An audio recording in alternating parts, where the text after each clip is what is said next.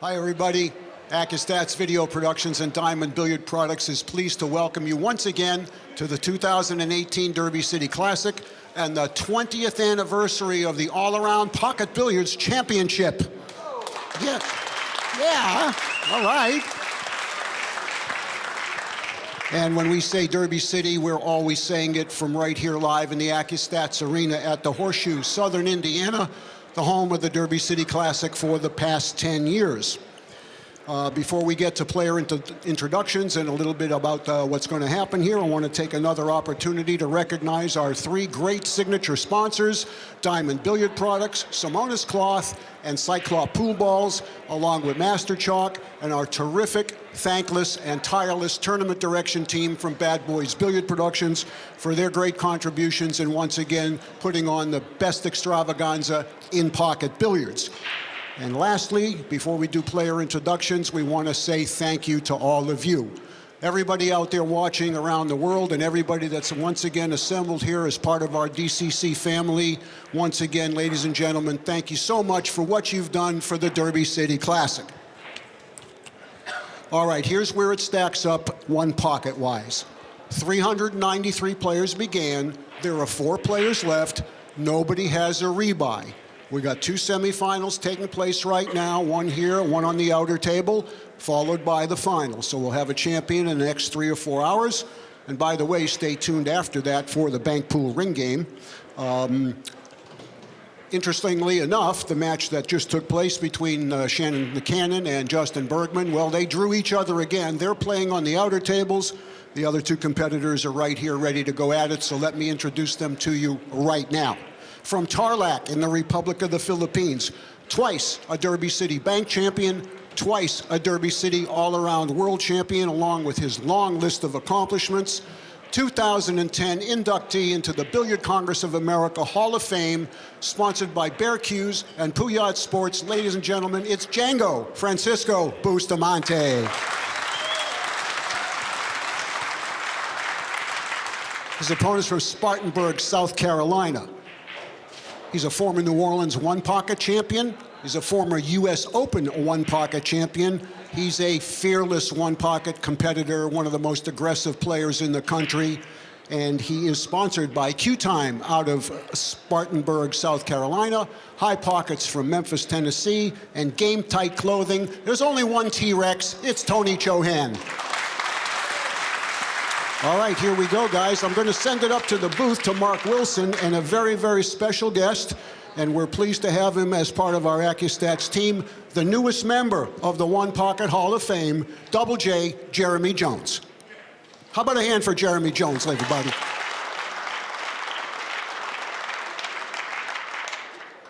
Hello and welcome, pool fans, to our 2018 Derby City One Pocket semifinal.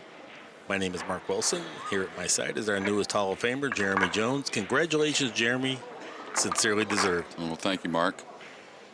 Yeah, it's been a great week. Could have done a little better on the tables. I'm playing in the bank ring game later, so I'm hoping to redeem myself as far as the playing this week. But as far as everything else that's been involved with, I can't send out enough gratitude to everyone. They've been just incredible.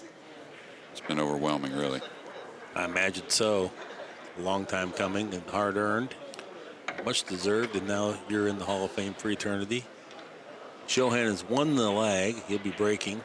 And it was a close lag. You could see as the fellows, they were watching the balls come back down the table, they were pretty, they had their eye on it, that's for sure. Then, you know, the lag here playing any game, actually, but especially the one pocket in a short race. Such a huge advantage to win the flip or win the lag here. Well, Chohan opened the balls, moved the ball over near his pocket. And normally I would say Tony doesn't want to break him like that. It's not a bad break by any means, but he's an aggressive player, so he likes the rack a little more open after the break. Right. But myself, for like tournament style pool, I kind of like this style when the balls just come off a little bit, just because really limits your opponent and it makes them kind of show you what they know a little bit more. Like the game's going to take a hair longer usually.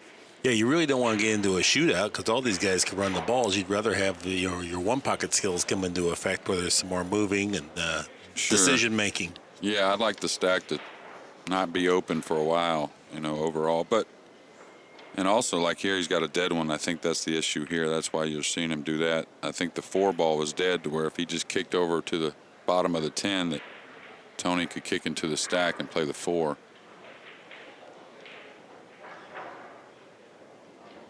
It's definitely something Tony likes here. Look at Tony. He sends the cue ball around. It's he fast played, and loose. He played the cue ball there for sure, though. I think he's left him maybe a window to kick at the bottom of this 10 real softly. In between I don't know, maybe the pocket's in the way with the 14. In between the 14 and 5, kind of. Mm-hmm. And I wasn't laughing at the fact that he moved the cue ball down. I'm just saying he will take a chance with the cue ball a lot of times. He sends it that direction. Yeah, I could have scratched for sure. And okay, looks like he might be moving more than one. Like he's hitting it harder than a kick shot. No, he could get through there, and that's what ooh. Wow, that might be the greatest shot I've ever seen. If he got a rail especially, I mean, it's just, wow. Like Tony can't escape right here. Can't get out of this taking a foul or anything. T-Rex. He went from in a great position to, ooh. He's in trouble immediately here. Like he'd like to be able to kick back across the table somehow, even taking a foul. But I don't think he can even do that. It's hard to take a foul here that's effective. Well, what he needs to do here probably is just chip the 10 up the rail towards the 1 and come right in between the 11-3 back across. The reason why you do that is you don't give up the bank on the 10 that way. I know you're moving a ball away. Okay, he did great there. I didn't know he could take that great a line with the cue ball. Like he made it hold up pretty well right there. Yeah, it'll spread on you real easy on this exactly new right. felt. He may have introduced just a hint of inside spin. Going back to Bustamante shot, though, you don't think he played that? No. Yeah, I think maybe it was a great result. But an outside chance the ball might have rolled off a hair, or maybe there wasn't as much window there as he thought. Right. Okay. So, because that would be. No, I think that was unintentional. Yeah. Yeah, I don't think so either. There are some shots you can play with the points that from different low angles, but normally you're real close to the pocket and you can be real accurate here. And particularly with the speed, because now you are susceptible to something rolling off. So if you're playing to the point with high speed, then it's not quite so bad as Bustamante. You may see the 2-rail kick on. Is that the 14 over there nearest his pocket? It's the 10. No, nearest. Bustamante's. Yeah. That's I'm the sorry. 14, right? Yep. So this is laying nice for the 2-rail kick. The reason why is if you get to the back of it, you can knock it into the 11, into the 12. It can never really come across. You'll see the wall balls there, like the 9 and the 6 and the 7 and 8. Yeah. So you can come back up table. If he wanted to be aggressive now, he could go off them balls and try and get him behind the 14. But the reason why I might stay away from that is I don't like opening those balls so much. Right.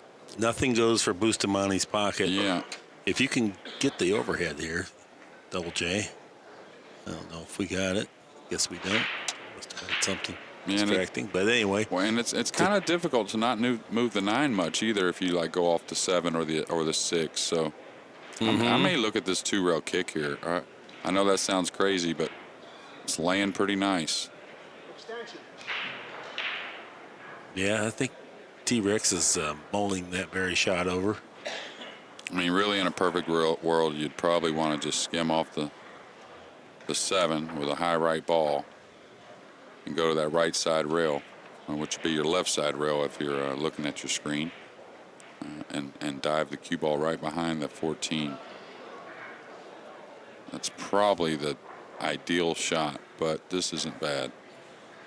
Now, has Tony played much on the TV table? Yes. Okay, well, he should be able to gauge this pretty well. And you see that there's just like a whole wall that doesn't go, and a lot of great things can happen. He could have hit that ball thick, thin. Either way, he's coming back to the end rail. And he could have actually been a little more aggressive with it. I mean, he hit a little harder, but Right. he didn't want to lose the line on it. But one thing's for sure, that was an effective shot. Now Bustamante's in a bad spot.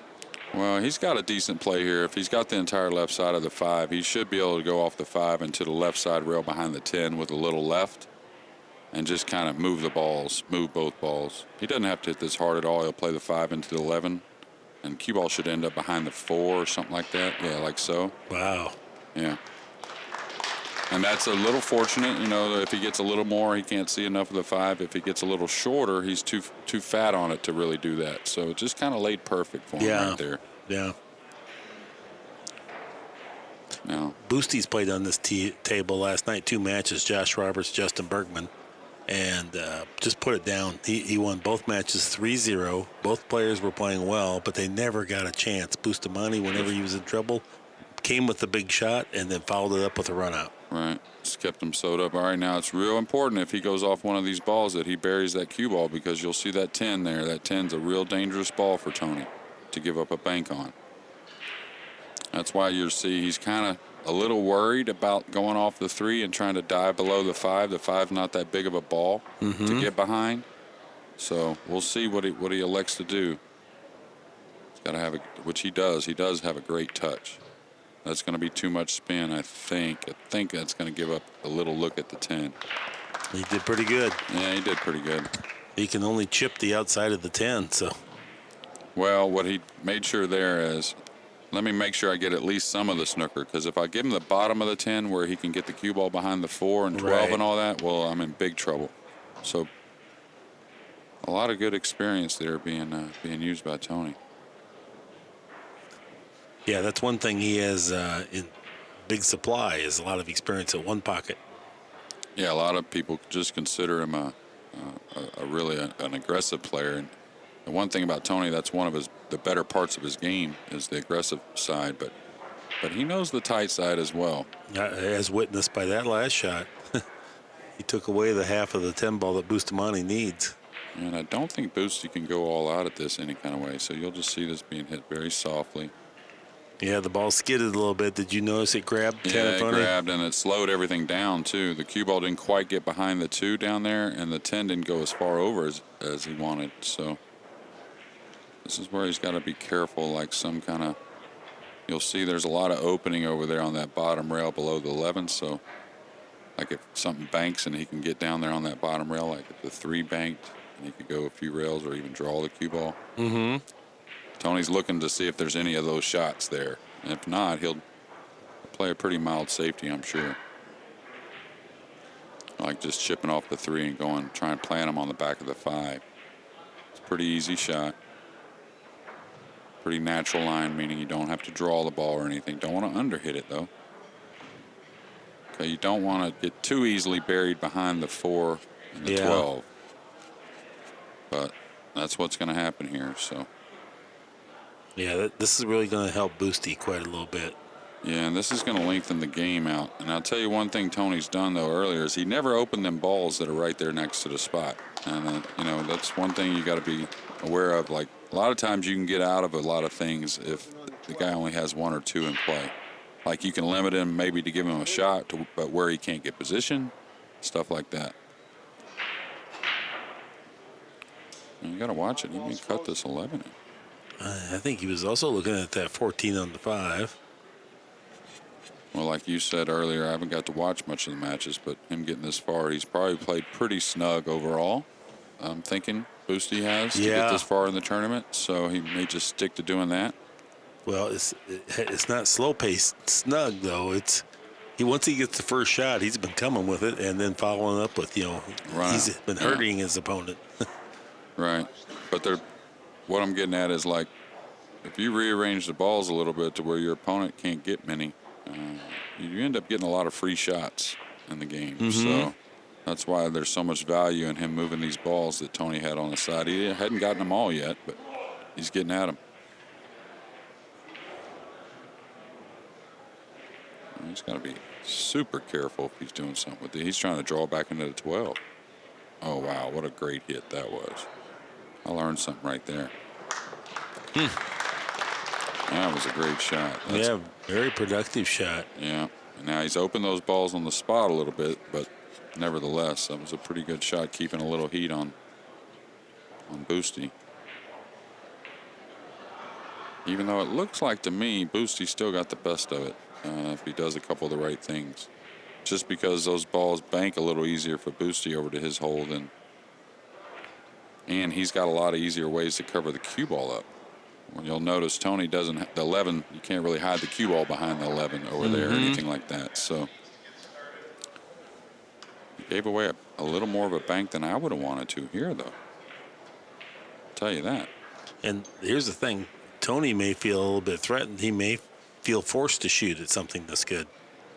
Well, it's not bad. I mean, sometimes.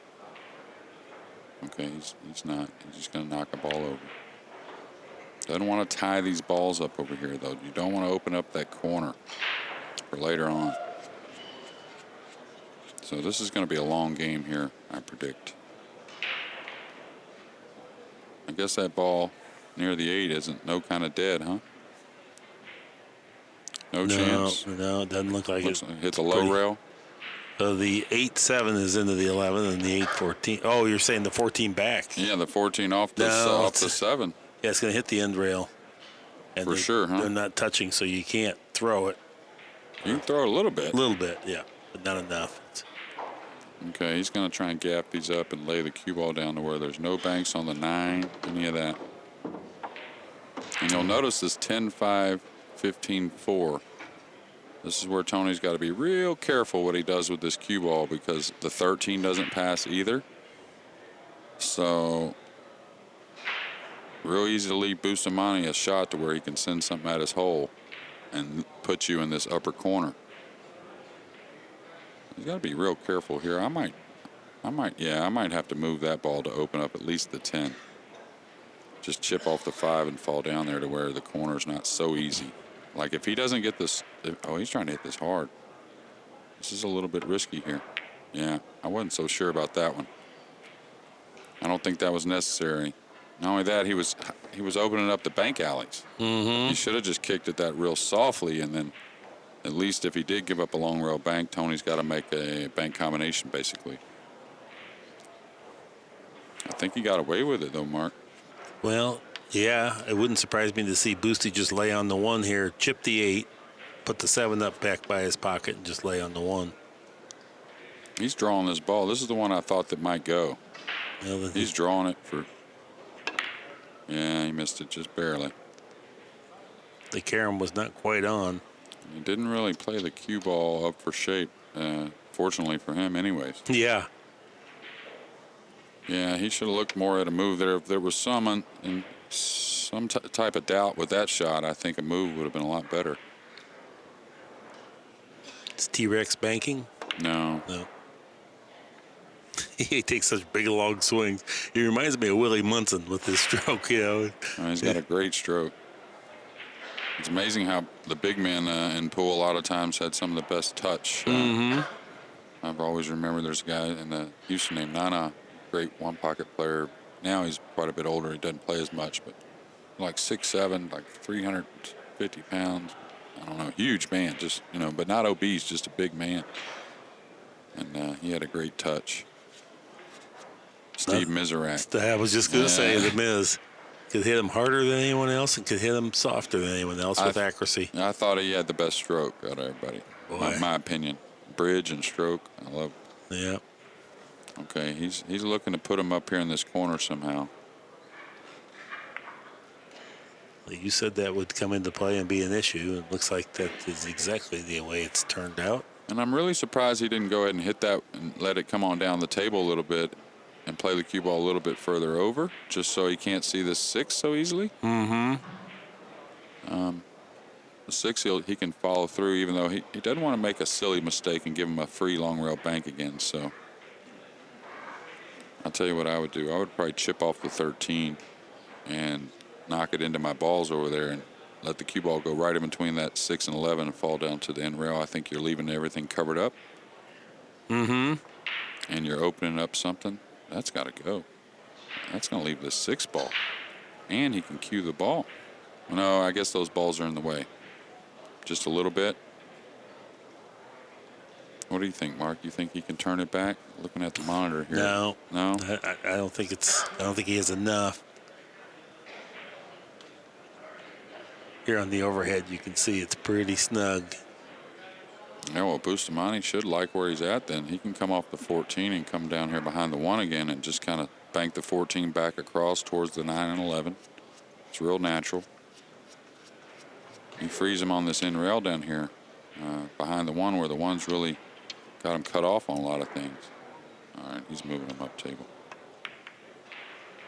He wanted to fulfill your prophecy of a long game. So we'll build a Nick Varner wedge down here in the corner pocket with 15 balls. Yeah. That happened in the first game of the Bergman-Dalton match here earlier today, and oh boy.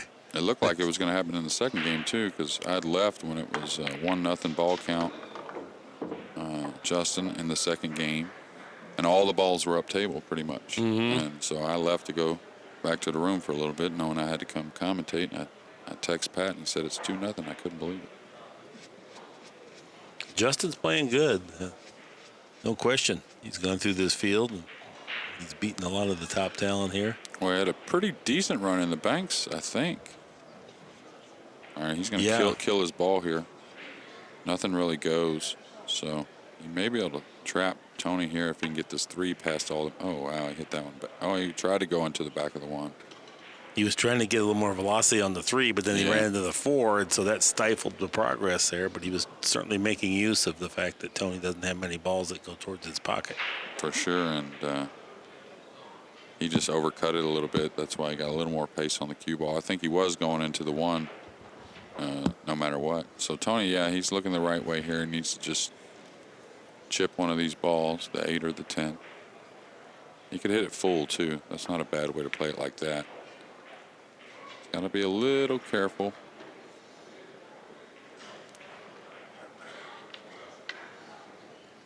If the 2 doesn't go, he can, looks like to me, he can bank at the 1 and roll through. He's going to give up a little bit of a shot on the spot, the ball on the spot, but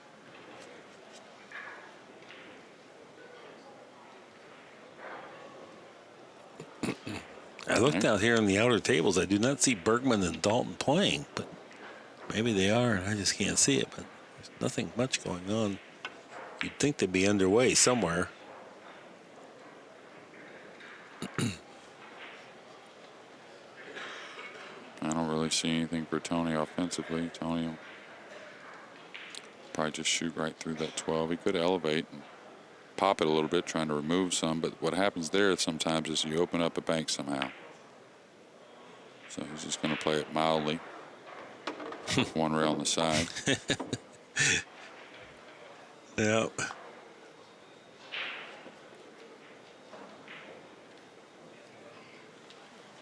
Bustamante, 54 years old. Tony is 36 years old.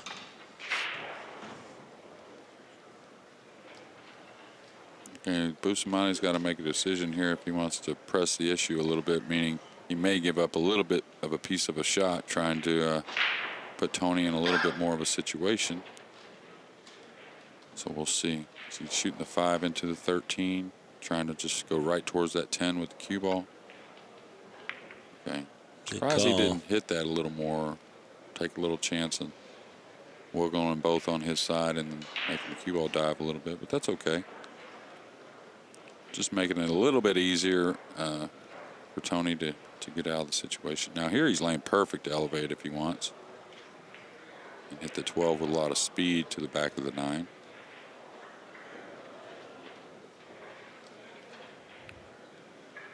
Should lay the cue ball down nice.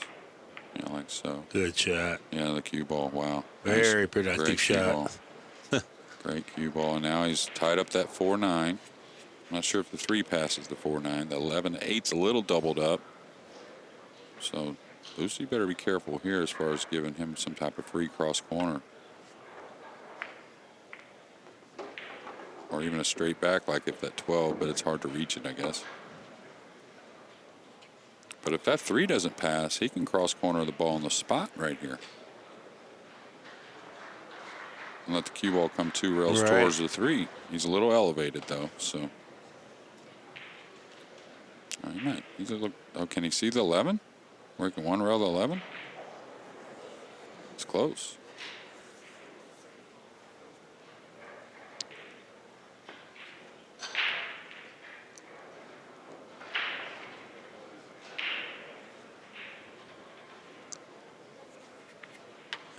Tony displaying a bit more patience than you're accustomed to seeing. Guess he knows that he cannot fool around with Boosty and give a little to get a little. Yeah. And one thing about Tony and a lot of the guys that play today that are aggressive, but a lot of people are fooled. They play the good players, the ones like Tony and Danny and a few of them guys. They play aggressive, but they play aggressive where there's some value. You know what I mean? Where if they're going to make a great shot, they can get a lot of balls. Mm-hmm. They still just don't shoot at something that's just to shoot. Make a great shot. Yeah. Just to be impatient and get something going. Right. Yeah. He should look at coming off the 1 or the 2, probably the 1, and banking it straight across, back over to his side rail and diving down below. It's kind of the ball you're a little worried about giving up a bank on anyways, like a long railer. Right. So take care of it. A lot of times that's the ones you're worried about. Look and see how you can maybe change how it lays. And I kind of think he's banking at the 8 here, passing the cue ball around behind the 11. he hit it well. Oh, boy. That was a speed, too. Watch out for the rock. Oh, Almost deadly. that was a great shot. Yeah, he almost got him behind the 4-9, like completely. Not going to be easy. Boosty's going to have to kick in behind the 8, I think, is about all he has. Yeah. And he really, that angle, you do it softly, too. This 4-9's almost makeable, but it's a little off. So, as Mark said, I'm pretty sure you'll see a mild kick. If you kick hard, this ball could scratch the way it lays. So, you got to kick pretty softly at that one.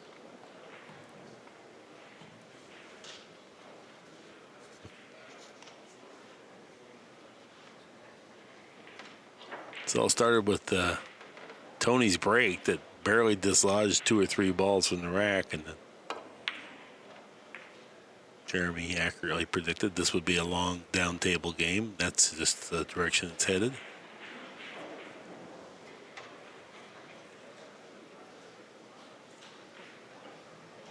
Only in pool can you have a 0 to -1 score. Yeah. I'm losing 0 to -1. Some of those other games, they should be able to go backwards. Some of the things they do in some of those other games. Not much to worry about here as far as giving anything up. There's not a shot really at all. Tony's just going to roll on this 9 ball.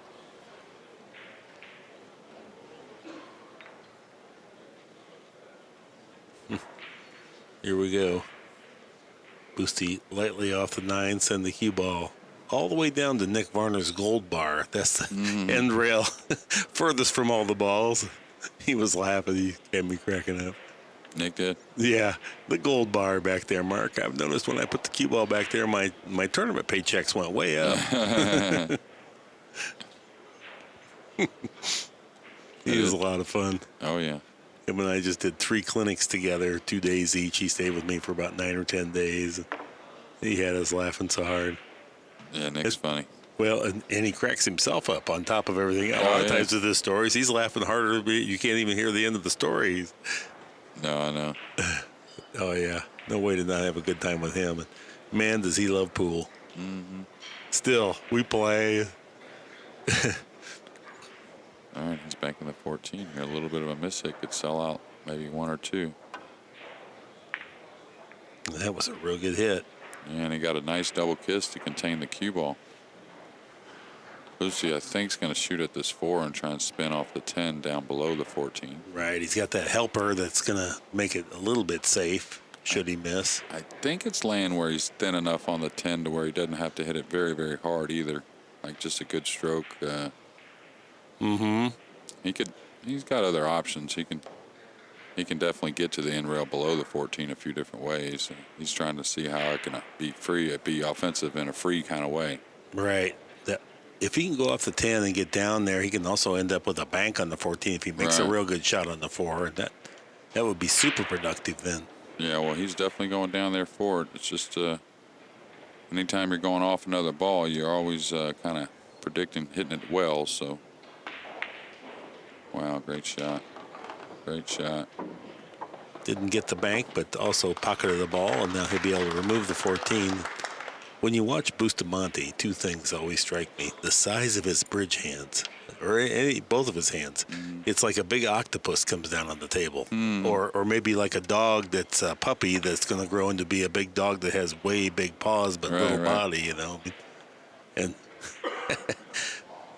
his cheerful disposition, too, makes it a joy to be around him. He's always laughing and cutting up. Tony's trying to see how he can get at that. I guess that's the 7. I think. Okay, yeah.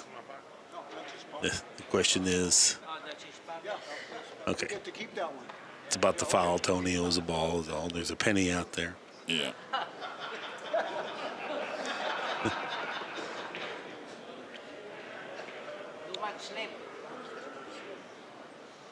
Don't really see much. Probably just gonna have to shoot through that 3, but it's a little risky because he wants to follow the cue ball up because you don't want to leave any banks. When you do this, you don't want to like dink the cue ball and leave it to where you can get long rail banks. You want to follow through and get on top of balls. Looks like Boosty's got a one railer in his pocket, Yeah. right? I mean, he's Yeah, given a good chance. It's pretty conservative. On the TV tape, oh, he's going to shoot it. No, I mean, he could just knock the other ball away, but I mean, I think he's supposed to shoot this for sure. He can draw back and maybe get the 3 on the spot too. Maybe get the cue ball tangled up. That's even better there. Hit the other ball. I mean, not better, but making it would have been the best. But otherwise, that's pretty good right there. Right. Well, you'll see the 10 banks, maybe the 11 banks here in a second, And the 8 banks. I think to your point, making it would have made one ball. Then he has to be defensive. Here, Tony is in trouble. He's got to deal with 2 balls down there. Plus, there's a bank or 2 for Bustamante on the other end of the table. So, Yeah, without making it or dead hanging it. This was hitting the other ball, leaving no real shot was probably the best. Ooh, what a good hit. what a nice good hit. attempt. Tony Trying to get turned the it cue ball around safe. from nothing. Yeah. Boosty can't reach the 12. I don't think that would be a nice one. 2-railer on the 12. I think unless the 113 was like wired. Yeah. Is he going to just cut this ball in? He might just cut it to 14 or 7 ball. 7 ball, yeah. Wouldn't blame him. Because he figures to hit it reasonably well and put a thread over there, and he's not going to sell out a whole lot, doesn't look like. No, I'd have to hit it pretty poorly to sell out. Yeah, I like the cut's safer than removing the 14. Right, 15. Mm-hmm. Yeah. 14's down here right by Oh, the his 15. hand. Yeah, you're right. You're right. It's weird colors. Yeah. The 2 robin's egg colored. Blue is the 7 and 15. And then the lime green is the 14 and 6. Now it looks like he's going to try to remove that ball. Put his cue ball pretty nice. Got to watch how he doesn't give up a gap and give up a 2-railer somewhere. And he's done all right. He removed the. He might play the 8 and the 10 at his hole, kind of. I don't know if he can beat the kiss or not. It's laying okay. Mm-hmm. And the 8 won't get that close, but the 10, it should stay on his side. So we'll see. It might catch a kiss. If it catches a kiss over off that second rail, it's going to be bad news. It's going to send one of them balls towards Bustamante's hole, I think. One of the big points Jeremy's making here, well, it looks like he's going to use draw. I was thinking he's going to try to stick him up on the top of those balls. Well, Tony's wanting to apply pressure, and he's done okay. Believe it or not, he's done okay. Yeah, that was pressure for sure, and it could have turned out even more favorably. He hit it so well. That ball had kill power on it when it got down there. He could have worked its way nearer the hole.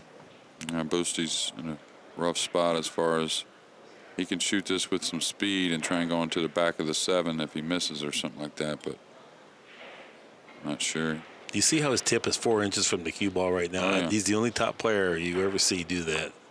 It's almost as if he's sneaking up on the cue ball. You know what I mean? Well, you see him with the bridge, it's like 10 inches away when he's with the bridge. It's amazing. Phenomenally gifted player.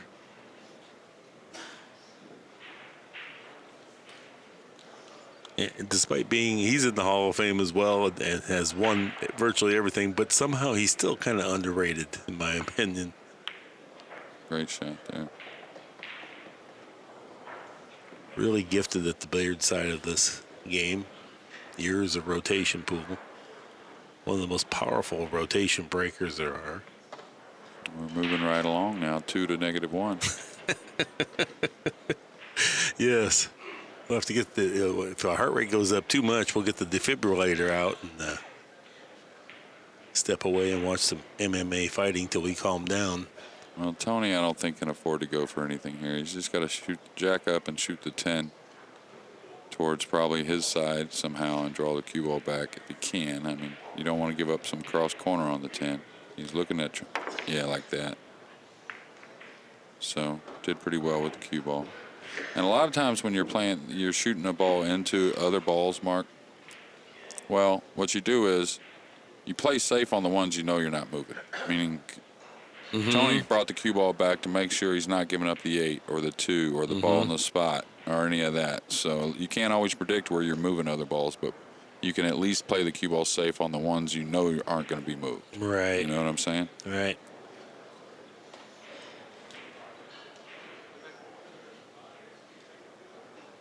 And if he had froze him right there where he couldn't really dig on this cue ball, he wouldn't have been in too bad a position.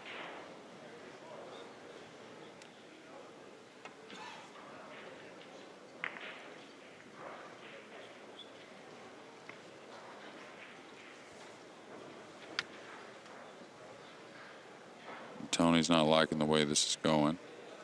Just, I mean, he knows he can win in games like this, but he would certainly like to have a little more pressure on his opponent. Meaning the ball's a little more in play. Yeah, these are some ugly clumps of balls on the handrail down here. Almost looks like somebody manually did this.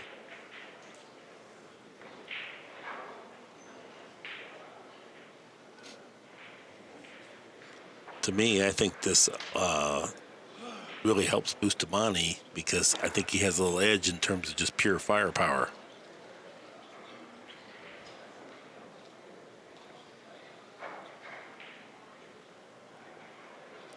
This isn't, I don't think you can get this ball close enough all the time to do this. Yeah. Didn't quite understand that.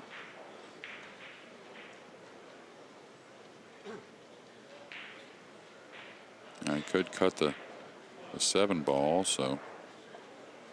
Come across. Just because he's a little elevated on the 13. And if he comes off of it going forward, he's probably going to catch the 8 some kind of way. So if he's feeling good right here, you just roll this one in. You get a little bit better angle on the 12. Good speed there. Yeah. Oh, he killed it big time. How did he kill the cue ball that much? It might have hit the point of the pocket, or wow. He has that great big long stroke, but then he decelerates through the cue ball, which is not usually recommended. But Bustamante, he does things unconventionally and makes it work better than the conventional methods.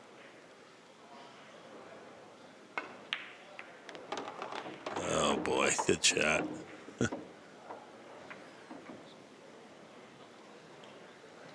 Yeah, I don't really see much from here. No. Besides the 1 on the 9, maybe. Bank the 1 on the 9, but I don't think that's laying any good. We know T-Rex will want to be aggressive, so you really do need to kind of think a little bit about that 15-11 over there, because that's a 2-railer that would allow him to have some cue ball control towards Chohan's pocket. Yeah, I think he'll leave him on top of him, you know, like maybe put him on. Oh, he's coming back. I might just lay him on the 1-9. Oh, that's not bad. Yeah, Did you get a rail? that. Yes. Did, okay. Oh.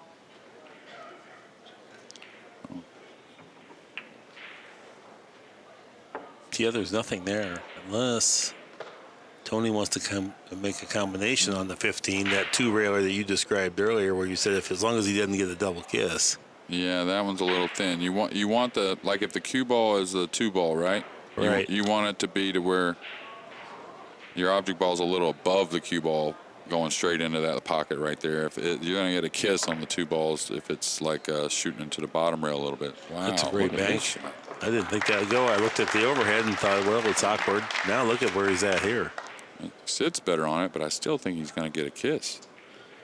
Unless he really hits it hard and makes the ball bounce a little more, the 2 ball beam. But I think he's going to get a kiss here. If he does, a good chance it sends the 2 ball right at Boostie's hole. Yeah. I'd be looking at the 13 somehow, even with the bridge. Yeah, the 13 doesn't play bad at all for him. Maybe even crossing the 5 if he can reach it better. Might get another cross on the 6. Oh, he double kissed it. Yes, he did. Oh, now Gonna need Boosty that. has a 2-railer. Yeah, he needed that one to hold up. Tony on the board now. I expect Right. Boosty to put this pretty close. Yeah. Now, I think Boosty didn't get a rail on that last shot, is what it was, because they spotted 2 balls, the one he made for Tony. Yeah, on that kick shot when he kicked, remember I asked if he got a rail? Yeah, because Kenny spotted 2 balls, and Kenny was right on it. Can't pass this shot up, that's for sure. Boosty figures to leg it in there, close no matter what. Good speed. Yeah, usually they'll fade long a little bit. And it's not like the ball rolls off. It just loses a little bit of that rotation you put on it, and the ball fade a little bit. All right, this is a T-Rex specialty here, crossing this 6 and either trying to catch them balls on the spot or going by them and laying the cue ball up here on the rail. He's going to have to catch it heavy, though. That way he catches the 2nd rail on the 6 and maybe he makes the 5. Like that. You see? What a great shot. What a great shot. T-Rex specialty there was. Yeah, it's a shot you learn, and the thing is that's so impressive about the guys that really have a good feel for that shot is how well, even though they're going that much distance, banking the other ball, hitting the other 2 balls, they can still get the cue ball pretty close to the end rail. Well, sometimes it'll end up froze. It's just amazing how you can feel a shot like that. Can't really calculate it much. And he's made one shot to where he's made this pretty much even ball game, in my opinion, even though it's 3-1. Right, but the dispersal of the balls favors Chohan so much.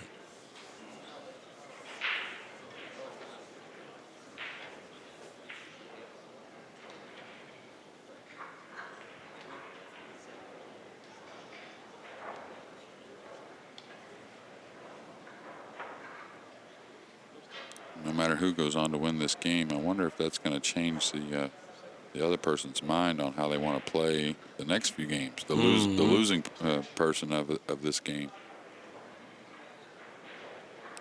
He's going to have to elevate. It looks like. Oh, he's knocking the 6 away. I think the 8. Oh, really? Oh, yeah, he is aiming at the 8. That's a dangerous shot. I can't believe that he thought may not sell out with that shot. Well, he did. Yeah, I'm not understanding. Maybe I guess he thought the 8 was never going to touch that 5, and he was just going to go around. Now he's giving up a pretty easy cross corner to get this run started.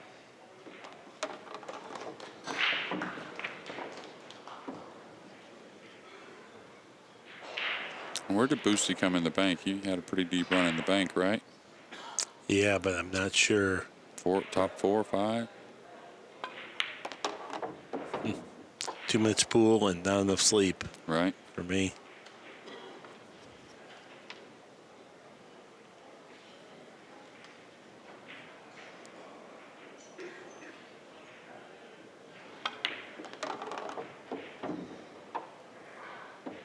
He's got a nice angle here to try and produce something. Now he could just hold up for the bank on the 13. He's going to try and be aggressive and get behind them balls. Got a nice 2-rail angle. Won't slow roll this. He'll have speed on this. Well, maybe he decided to just lay up for the bank. Wanted to make sure he got the bank, I guess. Oh, I agree with it, actually. But at first I thought he was trying to maybe dive behind and get on that 2 ball somehow.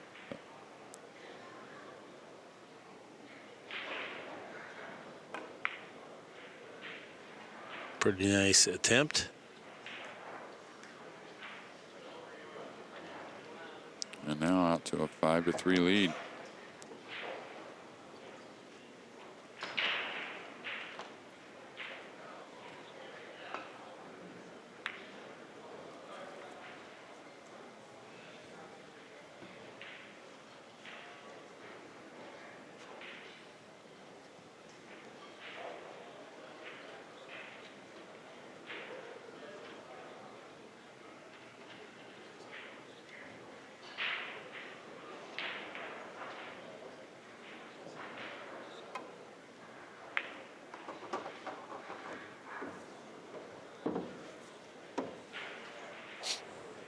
Boosty just knocked that ball off the spot, I believe.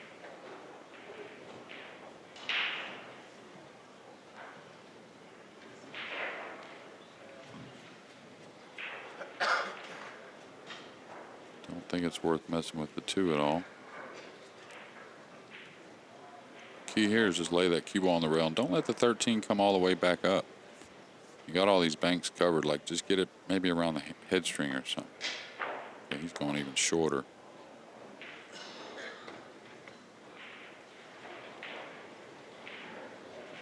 Tony used to like this 2-railer a lot, I know that, but there's a little danger there if he hits it thick and catches the 2 or the 15. And you have to hit it fairly thick because this table's really going long. Wow, Well, he made a good shot. Yeah. Able to avoid the double kiss. Worked the 13 way down by his pocket. Boosty's going to have to, well, he's in there with a level cue, so he's going to have a lot of left spin here killing this ball. Well, not as much as I thought. It becomes a dangerous ball now. 2-railer on the 13.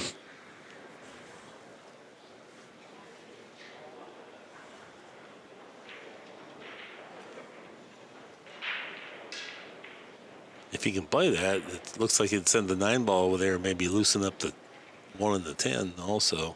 Yeah, he's got to be aware of selling out that 14. Is that the 14 or 15 right there? 15. Getting underneath it. He didn't want to draw it because he was afraid of getting underneath it. Ooh, that was not the answer there. Very playable bank shot for Bustamante now. He did loosen up his banks on his side with that shot, though. I'll say that. The straight backs. Type of banks that Bustamante in the big situations just rarely ever misses. Not saying they're not missable. They're not. It's no easy shot. For some reason, he makes a lot of them. Yeah. That's like his worst outcome is to hang it. Right. He's mad about it. Well, that takes the decision-making out of the equation here for Tony Chohan. He knows what he has to do. Why is he elevating? T-Rex. Because I can. Why didn't he just roll to the side rail? Didn't quite understand the reason for that. I just don't think it was necessary is what I mean. Right. You take a lot more risk. For every degree that you elevate, you lose a % of accuracy. It was probably about 30 or 40 degrees. Well, that's a legal hit. And lucky it slowed down a little bit because that 11-15, they both played at his hole as well, and Tony can't quite get at him. Oh, he's going to cut bank the 2 and 2 rail the. Is it 2 thin, 2 rail the 14 also? Or 15, excuse me. Like that. Well, there's your answer. Yeah. Really surprised that Boosty didn't look at that stuff before he just kicked it to 10. That was a good shot. Yeah, he's put him in another tough situation, and also he's got balls up here on the end rail that bank. So he's got to not only not give up a shot on the 2 or the 15, but he's got to not leave a good angle. So he's going to have to come off this 15 and bank it towards the 2 and swing the cue ball around the table. I think that's your safest bet here. A lot of times when a guy has them long rail banks available, instead of trying to get behind the 2 here, cross this ball over like so. Uh-oh. That hurt. Yeah, he had to take a little chance with the cue ball, but normally he wouldn't scratch there, and you could see what he was doing, sending the cue ball back up to the end rail. And Tony's definitely going to shoot this spot shot here. Yeah, if he'd slipped past the side pocket there, that was a great shot. And now, if Tony feels good, he can draw his ball to the side rail and play position on this bank on the 2. Meaning, he tried to get behind it now. He's giving it up.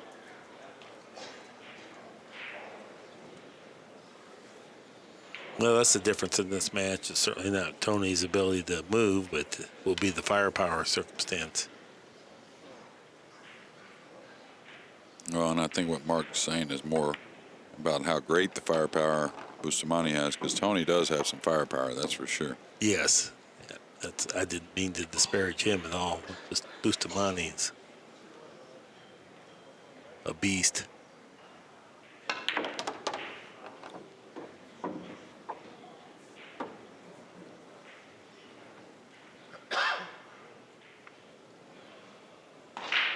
Billy Thorpe walks into the arena, smiling, grinning.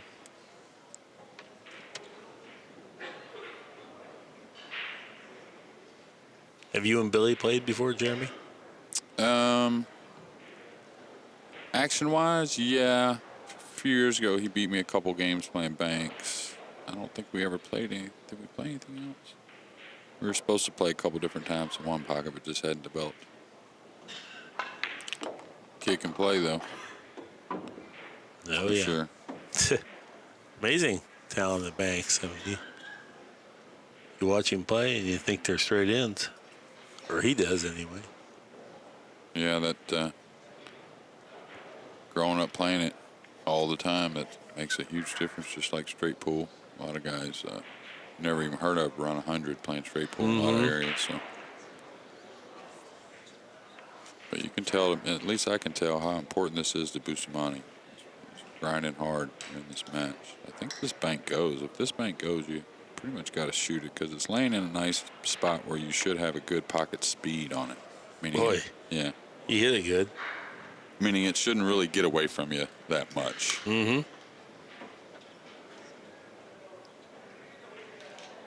We've had a few lead changes in this opening game. Now 6-5, you can see. Bustamante with the lead.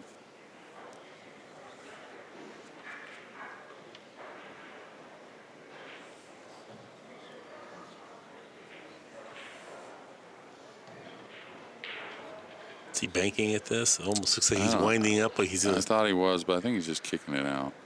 I Yeah. don't think he can really afford to do anything else. Right. There's too much of a chance of scratching. No, and how well that was hit. He knows that if that gets away from him at all, he gives him a free bank on the 11. Not a free bank, but a very shootable bank. But now with laying the 10 down,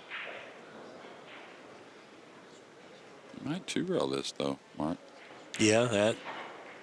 And I also think that he can bank the 11 if he was so inclined, but it's off angle enough. I don't think you can just try to lay it up by your pocket.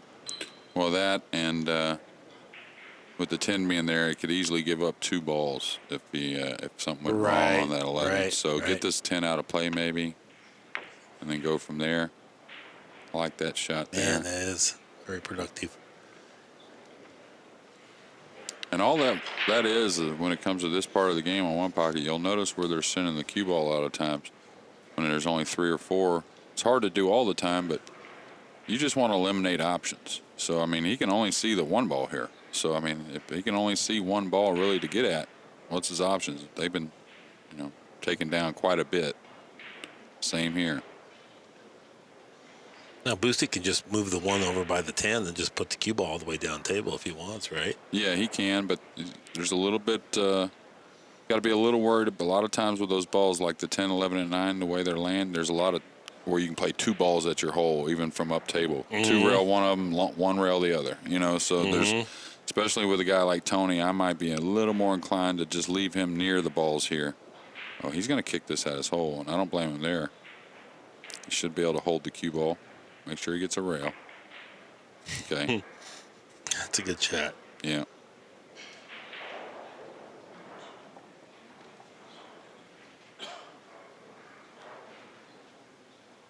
He's He's gotten him a little funny here to where it's not so easy to move this one and get it on your side. It's a little flat.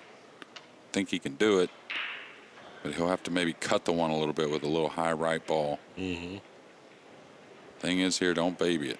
If you underhit it, that's when you can really get in trouble. Ooh, he hit it short. Now he's going to give up a long railer, cross corner, excuse me. This is such a big ball for Bustamante because it puts him in a spot where Tony will need all of them. Yeah, and I wouldn't doubt this 9-ball banks if he can get this 1 ball down. Right. It's close. This is one that's a nice angle, too, where you're not ever going to bank it twice, so you can go ahead and put a little speed on it. You don't want to just dead lag it. Yeah, see it? That one fell a little on him. Tony's banking this one, Mark. Cross corner on the 1. I think. We get so used to Bustamante making all those shots, it's actually surprising when it doesn't go in to me. Yeah, he's got more chance of missing a softer bank, meaning a bank you hit with less speed than he does one with more. Ooh. It was a nice effort. Yesterday, that ball goes in because the cloth was just a little less friction. But today, balls are starting to hang up a little bit as the table gets broken from play. And it looks to me like Shannon and Justin have started their match on the outer tables.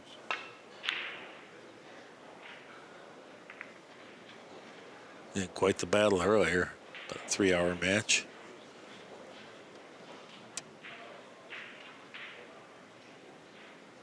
Okay. That 9-ball bank, it's almost there, but too easy to scratch off of either the 11 or the 10 or both. I think he's got to really be careful here. He needs to just cut this 9 towards the 1 and just lay over here on the right side of the table. I know it's putting the ball towards Boostie's side, but otherwise he could easily give up the game on this very next shot. Okay, is he kicking the 10 or just rolling the 10 in? He can't just be rolling the 10. He's got to be kicking it. Like so. Well, Good call. yeah. I don't know if it's going to work out for him, but it's okay. The reason why he did that is he didn't really feel like he could make it. Maybe he makes it, but he's trying to direct Bustamante on what Bustamante's got to do. Got a little lucky he didn't give up a bank, though.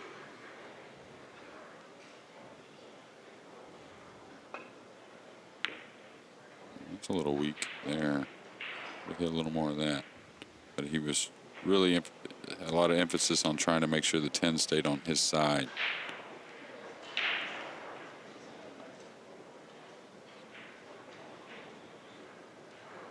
Is he too real at it?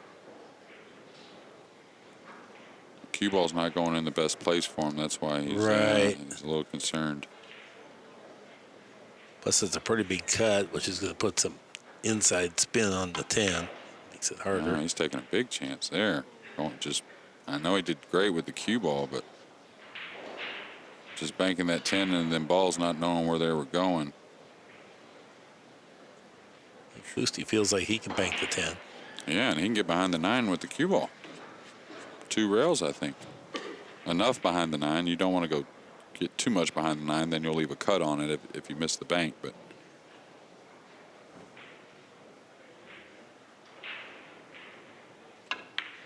hit it pretty well. Is it going? Oh, it turned nice too. Boosty Wow. cut to the 9 as you suggested. That's a big shot. Now Boosty figures to at least hang this up. Yeah, and Worst case scenario. Tony will learn from that mistake that you can't just, when the balls are open like that, you can't just maybe I'm going to get safe. He did great with the cue Look ball. at Boosty. Too funny. He's going to have a short player timeout.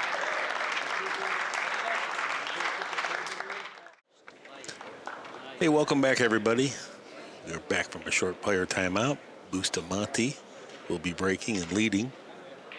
So he broke serve, Tony Chohan.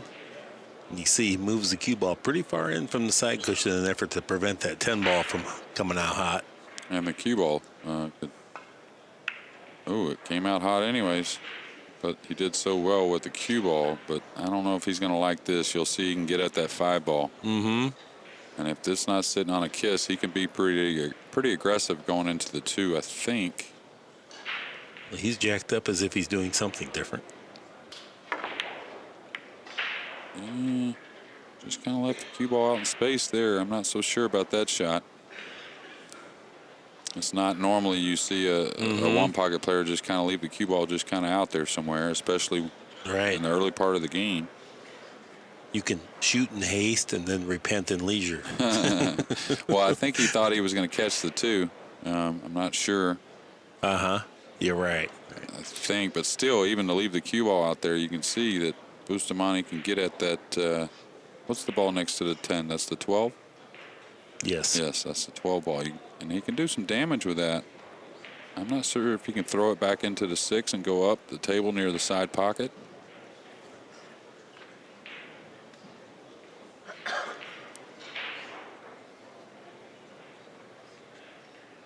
He's looking at this cut on the 2, and I don't think that's necessary. It looks awfully thin.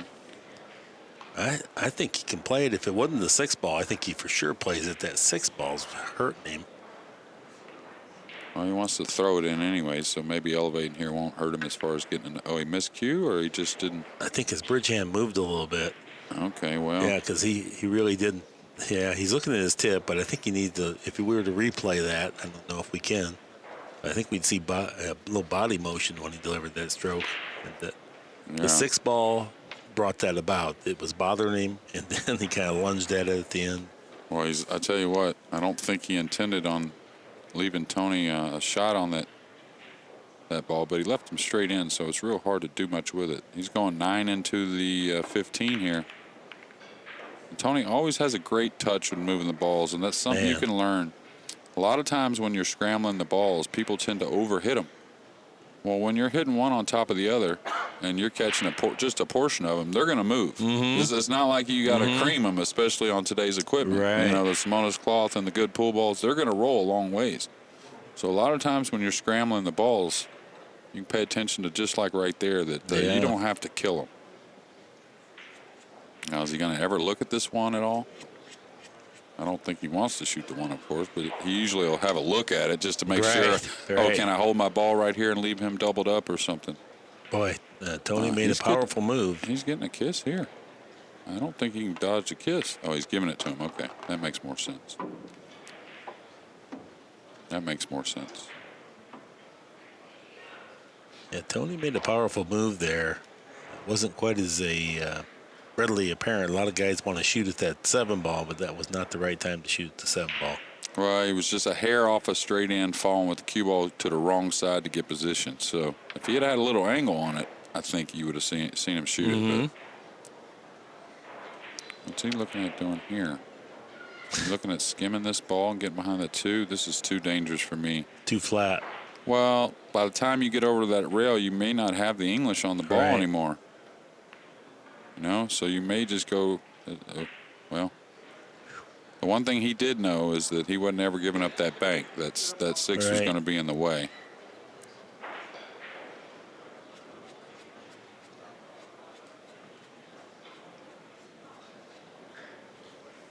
Is Boosty having a look at the 6 on the 15 bank? Maybe just a touch. That's not laying real good. Tell you what he can do. If he can move the 6 and get to the side rail to where, get to the end rail then side rail to where Tony can't get behind the 2 any kind of way, well, he's going to have the best of this. That's for sure. Just got to make sure he doesn't scratch. Wants to move the 6 a little bit, though. Oh, he moved that one. Okay. That's all right. I guess he could move the 6 and get to that point right there. He was on the rail, and I think the angle was such that he was fearful of scratching. Right. Well, the reason why I was saying that is if you can move the 6, you may end up getting a free kick at this 2 to bank the 15 next. You know what I'm saying? So, right. But now you're going to see Tony shoot through the 3 and lay the cue ball behind the 1. Just simple 1 pocket, just simple old-fashioned 1 pocket here. Okay, he's trying to dive him behind the 2, and I don't see that. I just don't think there's enough value. Meaning, even if you get him behind the 2, he's not going to sell out. But if you don't get him behind the 2, you may give up something that's going to cost you. Right.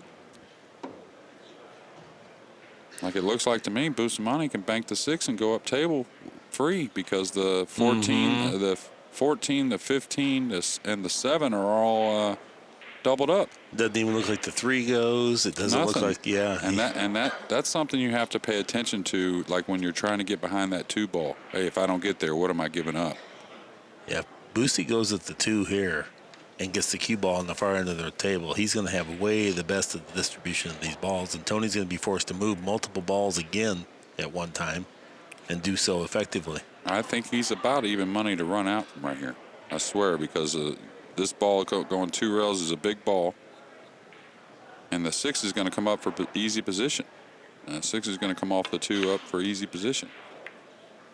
Oh, you see what he's trying to do there, though. He wasn't far from being a favorite to run out. Now he's gotten these balls in a real bad spot.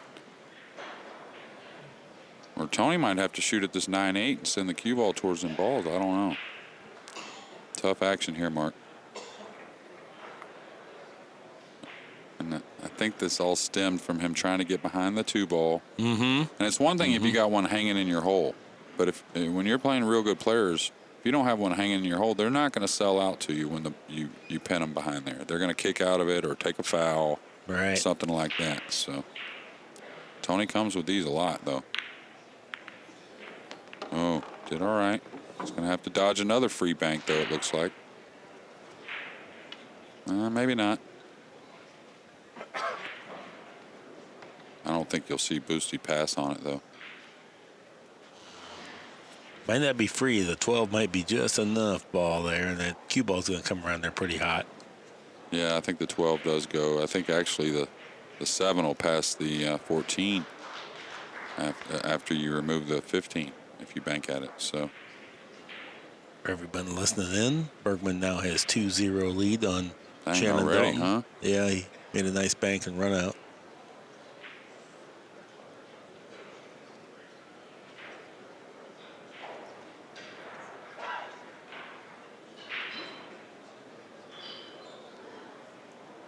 Yeah, if the 7 goes, that changes everything then. Yeah, if he removes this. And I don't think he can get it thin enough to maybe come 3 rails with the cue ball in any kind of safe way. So I'll tell you what he could do, though. He could bank the 1. Bank the 1 and come on all the way down, and you're not giving up anything. And you got a good chance to make the 6 or one of them balls. So I wouldn't even worry about this 15 right here, because it is quite a bit of a cut backwards also. And it blocks the 7. Yeah, it blocks everything. Yeah, and you can get the cue ball real nice and safe with the 1.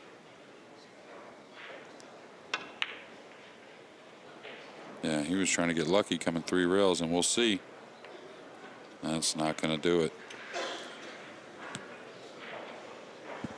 Well, Bustamante will be lucky to see the table again this game.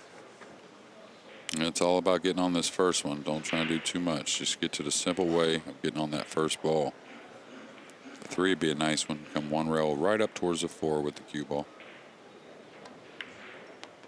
Oh, man. What was that?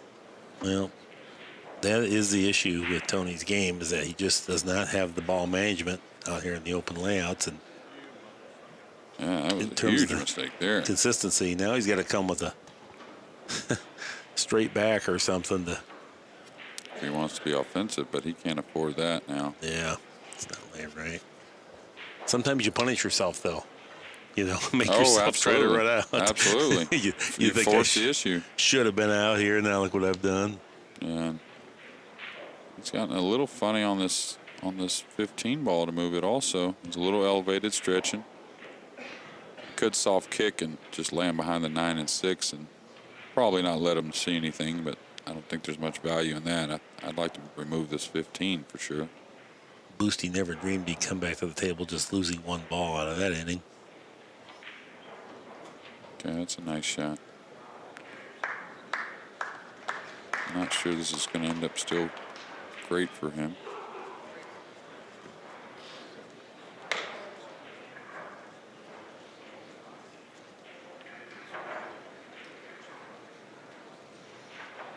Pretty nice crowd here for the semifinal match. Oh, yeah.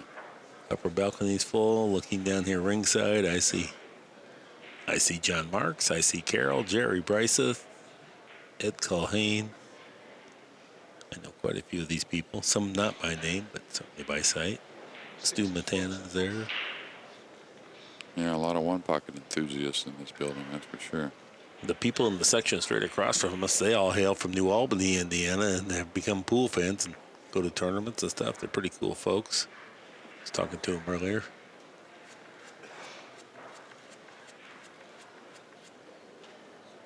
All right, starting to look a little more like these balls are going up table again to me.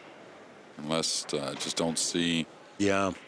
I just don't see how anybody can get pinned.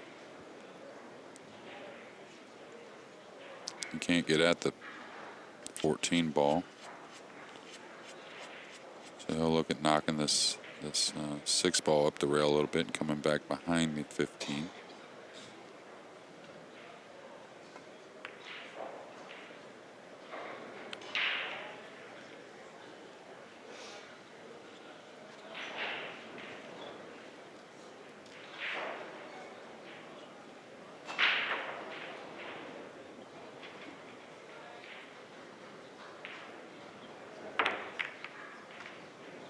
Not a great job with the cue ball there.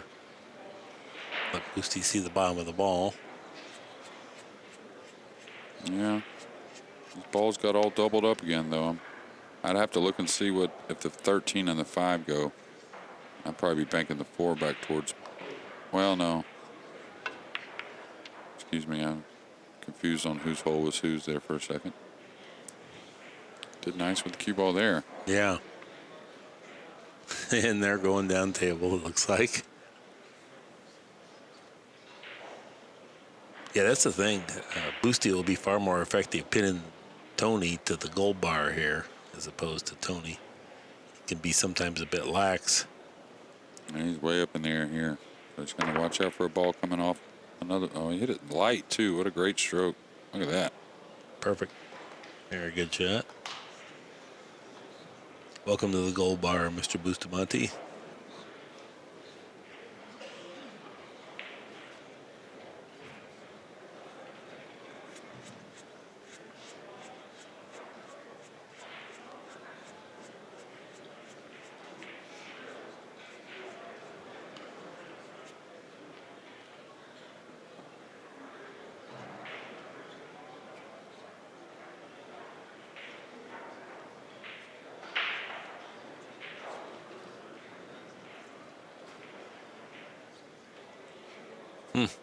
And he's shooting the 8 into the 11 here. I don't see any problem as far as something. Oh, yeah. Try to hit with that lighter stroke, too. Really worried about something coming back down. That's what both the guys are worried about, like some kind of miraculous way that gets in between everything and comes back down in front of their opponent's hole. So by going way up in the air, nowhere near the impact goes into the object balls, and that really slows those balls down. Mm-hmm. You can see he didn't try to get the cue ball all the way back. That was just get through the inning shot. Right. Get to another inning. This is amazing how when you elevate the cue, how much pace it takes out of the object ball.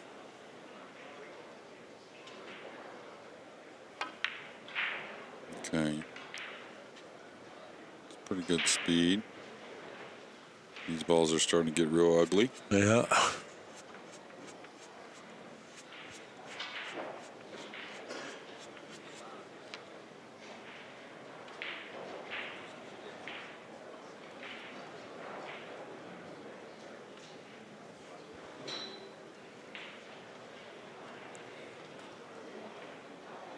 I wonder if he can bank at this 14. I guess it doesn't go. Maybe it goes. It's close. But he's not really going to sell out anything. Doesn't look like to me. The cut on the ball near the side is going to be a scratch shot. Yeah. So he just played it mildly. Trying to get a little something going. Not bad. No, not much bad. better than pure defense. It puts a little pressure on Tony, too. Well, and also the next shot too. You'll see Tony's side is getting a little less, a little more cleared. One ball he does have that goes. A lot of places it's a scratch shot. So he's going to open something up, put it on his side. Could gaff him up, though. We'll see. I think that's correct, though, going off the 8. Just coasting down to the end rail.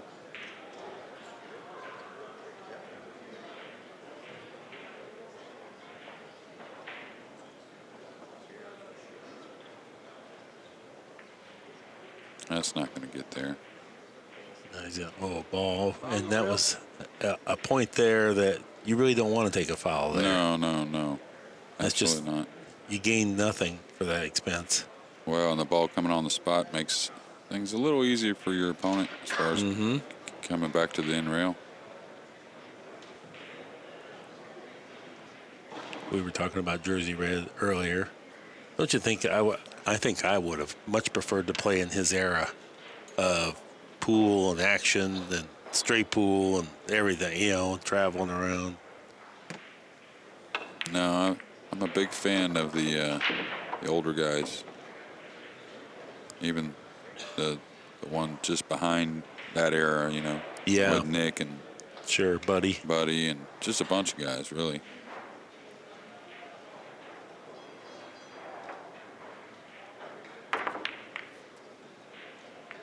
The balls continue to go down table. The era that you're talking about. I was thinking about this the other day. You had Rimpey, Buddy, Siegel, Mizrak. That's your top 4. That was pretty established. But the next tier, oh my goodness, it was tough. You had the Iceman, Larry Hubbard. You had Louis Roberts. You had on and on and on. Danny DiLiberto, Dallas West. I mean, you could just count them. Mike Right. Corella. Oh, wait, yeah, a lot. And there was guys coming down the downside of their careers, Crane and Lassiter. They were still in that second tier. Better believe they could beat anybody.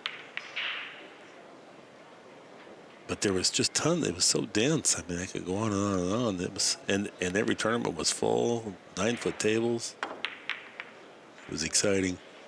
Yeah, I can't remember the post somebody made about a tournament. Where was it at? Where they had, I looked at the list. It was about 2 months ago on Facebook. Memphis. Yeah, it was in Memphis. I made a post. I did. Yeah.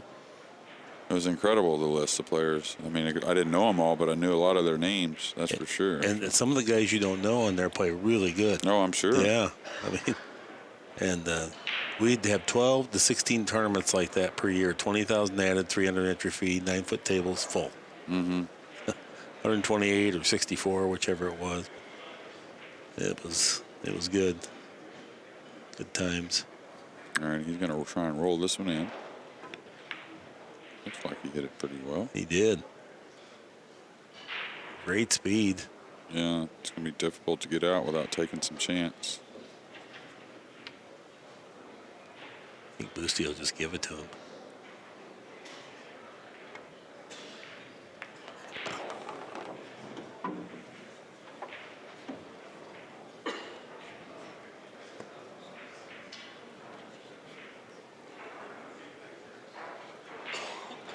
I mean, Nick Varner. There's a name we didn't even mention in that group. He was just coming into upper tier. Yeah, maybe he had the greatest professional season ever in pool. That year he did. I think there was 22 tournaments. He won 13 of them. Yeah, that's amazing.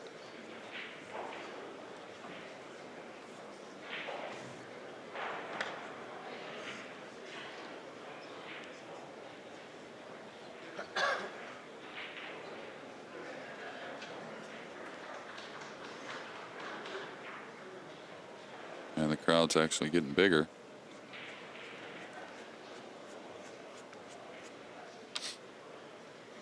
Friday night here at the Derby City Classic. This is the 20th annual. We do have great fans, and we really need a bigger arena. It's hard to walk through the building, get to the tables without bumping into people, and you hate to do that. Got a little more on that than he probably wanted. Didn't want to dive towards that hole that much, but I'll tell you what, it's filling up in here because, I mean, Justin plays great, don't get me wrong, but 3 out of the 4 left are three of the One Pocket players that everybody came to see, that's for sure. I would say Bustamante, Tony Chohan, and Shannon Dalton. And like I said, of course, Justin plays great, but just off the top of your head, you're thinking the guys you're coming to see play One Pocket. No, you've definitely got 3 of them here.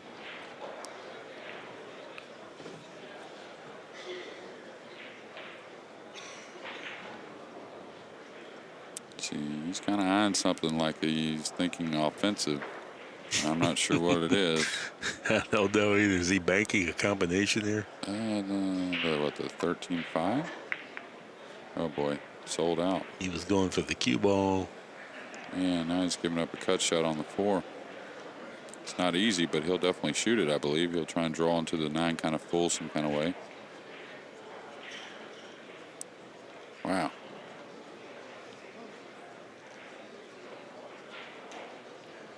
I think he's supposed to shoot at this. The 5-ball bank, he could fire it in and make it, but Yeah, you're not going to roll it in, I don't think. no, pocket speed, I don't think it'll go on this table the way the table plays.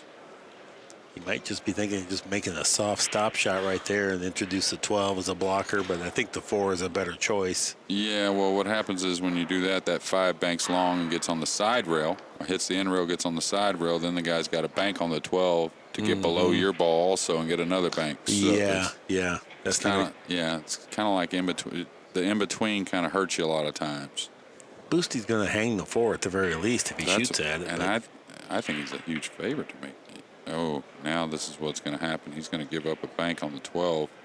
Now, I don't know if he's too flat to shove the cue ball past the 5. It's close. Yeah, I think you're right. I think he is going to be able to get the cue ball down table. Yeah. Not only does he have this bank, but he might have another bank if he succeeds. Oh, how'd he play it? Little really to the good. bottom row. He's going to cut the 5, though, right? No? Yeah. Is it too thin? No, I think it's not too okay. thin. Yeah, he's up high enough. I really thought he should have cut the 4, though, and going into that 9 a minute ago. I think he could have come off the 9 and maybe got on the 15 right there and maybe produced something on the 1. But now it's kind of just getting 1 and knocking some away. I don't think he can hit this with outside. You know, maybe if the 6 and the 13 weren't there, he could maybe hit this with outside and have a big area to fall on that side rail. But I think this ball becomes more missable when you want to play it with outside and come backwards with the cue ball. And then in the back of your mind, the 12 ball's hanging. Yeah, I just flatten out and make this and then dig his ball. Yeah, okay. Yeah, Caught it pretty heavy, but it still went in. This table's playing a little softer than the outer ones, I believe.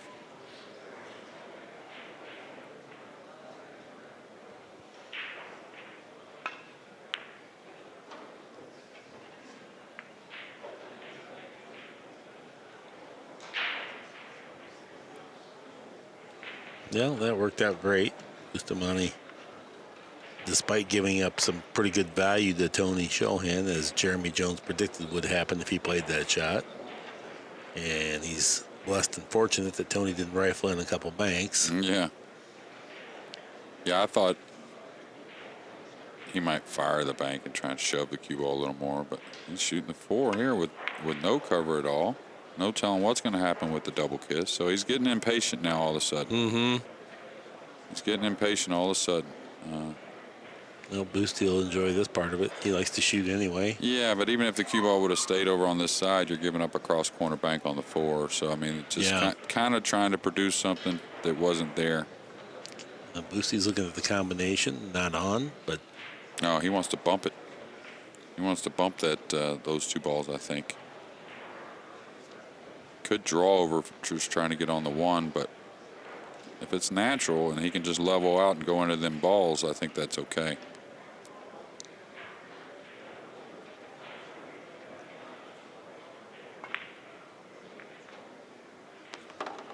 Okay, got a 1 ball. He's supposed to shoot again, in my opinion. Just go 1 rail right into the 15 ball, the hold position for the 9.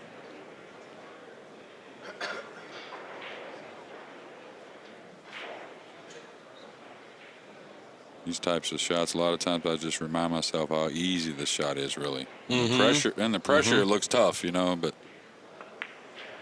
it's going to roll up on him. Okay, nice shot. It was. And now really getting what looks like possibly 4, maybe 5 if he drops on the 4-ball bank later on from really a spot that he's never supposed to get any balls from. Yeah. Yeah. Boosty's thinking about going after the 15 next. Oh, boy, good speed. Really nice speed. That's that big stroke killing that cue ball again. Now here, don't try and get goofy and hit this with a lot of top inside trying to get safe, making the shot that much tougher. You're better off just to bury it. Make sure you bury it and come across. Put a ton of inside, you could easily miss it. Right. Overcut it. Yeah. And you don't gain that much. Yeah. Look at Meanwhile, Boosty. he hit it great. He said, well, how am I going to get position if I don't hit it with top inside? Yeah. And look at that. Hit it perfect.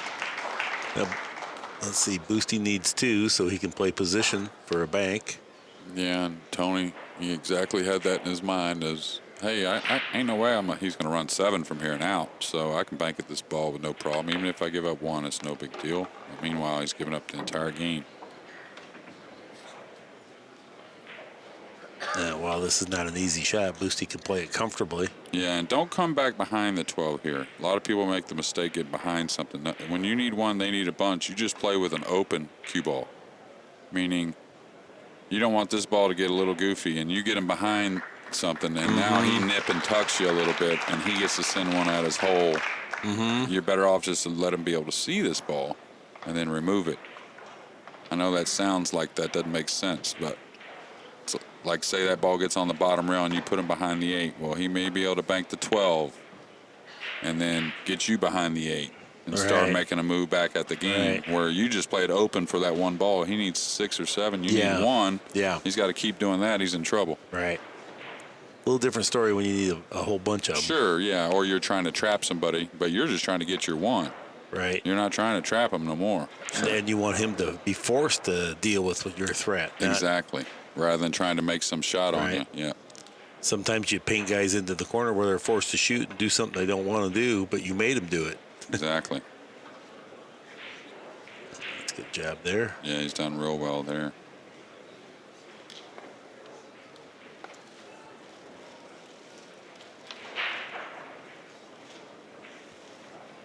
And Tony, I can hear Tony. I kind of went for a little silly shot, but he doesn't have to run 7 from there or whatever it was. Yeah. You know, I could hear him saying it, you know, but that's what happens in professional pool. That's one thing you'll realize. I realized it real quick playing 9-ball at a professional level, and not only 9-ball, but 1 pocket. You just give them any air at all, and they really punish you, capitalize on everything you do wrong. Is he going to kick this ball? Because it definitely doesn't bank. He was going to kick one, maybe the 3, but I didn't even think there's no reason to be aggressive here. He must like it. He must really like the way it lays. I'll tell you what, though, if he caught the point here with the 8, gave up a shot. All right, now Tony's back in the game. Not back in the game, but you'll notice the 8 got out of play. Yeah. Tony can put the 12 on the spot now. He's got 11 and a 14 that does bank. So it's going to be a little harder for him to defend here. Tony needs to take his time, put the 12 on the spot. Just simple 1 pocket from here. You're trying to come back in the game, and the balls all of a sudden aren't laying that bad. Just from that kick shot right there.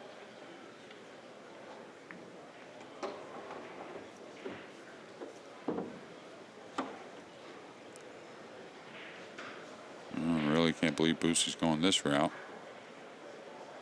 I think you got to knock the 8 away a little bit, right?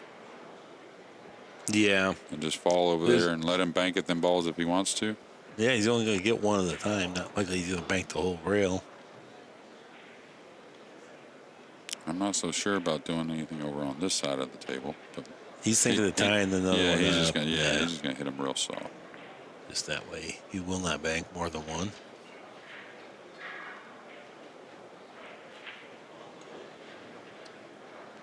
You know, there's a rail first on that 6 ball. Oh, yeah.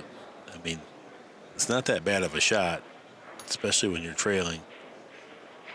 You want a little more cover, meaning you don't want the 8 and the 12 to bank so easily if you don't make it. But, but when you're behind now, things gives you a shot. Gives you a shot to get back in it. Can he not get at this 8? Not at all? No, he's looking at it right now. Even to move it? Even if you got to move it, that's fine. Oh, he's cutting the 3.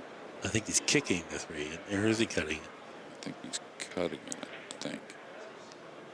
Either way, it's going towards his pocket. Cut it clean. pretty nice speed. And did he give up a bank cross corner, or is it a kiss?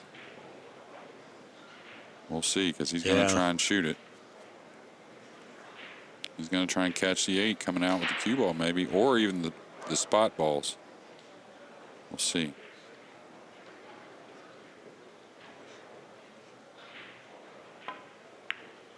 Ooh, he hit that good. What a great shot.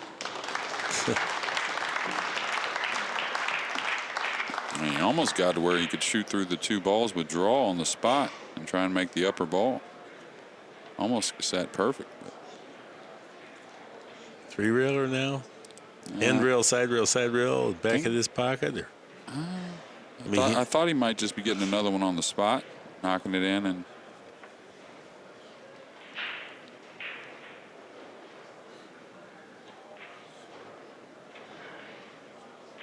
he's going 1, 2, 3, 4 rails. Watch this.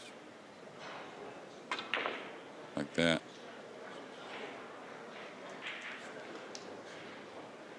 Well, I guess that would have been 3 rails, huh? So I was thinking. Yeah.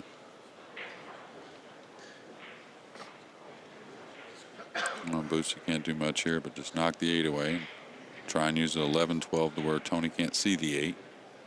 So you just knock it up a little above the middle diamond on the on your side rail. Well, I don't like this at all, messing with them balls. I like him shooting the 2-reeler up and down before I like messing with these. Meaning trying to make the 8 up and down. Even though that's a little bit of a crazy shot, but I like it better than messing with these balls. I don't mind that 2-reeler at all, what you said, because it's hit it hard. You're not likely to lose at the worst, just 1 ball. Well, Tony's going to. Let's look at everything in play now. I think he can get at that.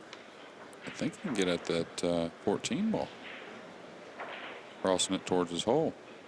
If he gets him froze on the rail here, the way these, he hit it light and he hit it thin. But if he could have got him froze on the rail up here, it made things very difficult as far as removing the ball and playing the cue ball safe. Bustamante has made this a ball game. Now he's got to use his touch. He's got to 1 rail the 14, back up towards that upper left-hand corner, and let the cue ball come off the side rail to the end rail below the 8, not giving up a cross-corner bank. If he does anything else, he's a good chance he may give up a shot. It lays natural, though, so he should be able to do it. Oh, wow. Oh, wow. He was trying to 2-rail it out, swing the cue ball, which was a pretty safe shot. It can for sure be a ball game now if Tony can chip into the 11. Well, Boosty kind of let this get out of hand to where one mistake could cost him. If he had not put the balls back in play, well, he could afford a mistake probably, but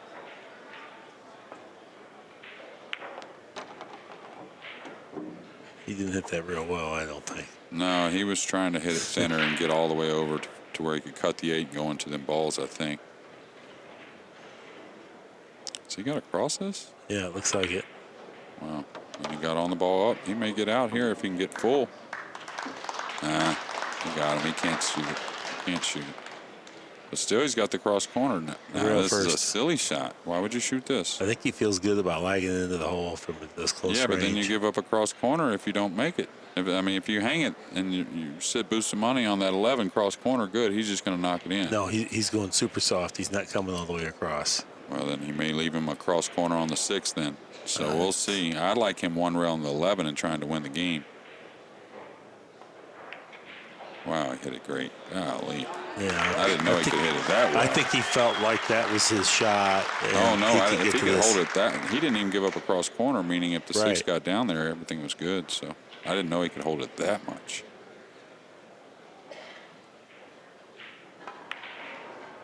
Oh, a crippling blow. What a shot. Yeah. What an out. What an out. Still got a shot to make here. Well, I'm surprised he's hitting it with top.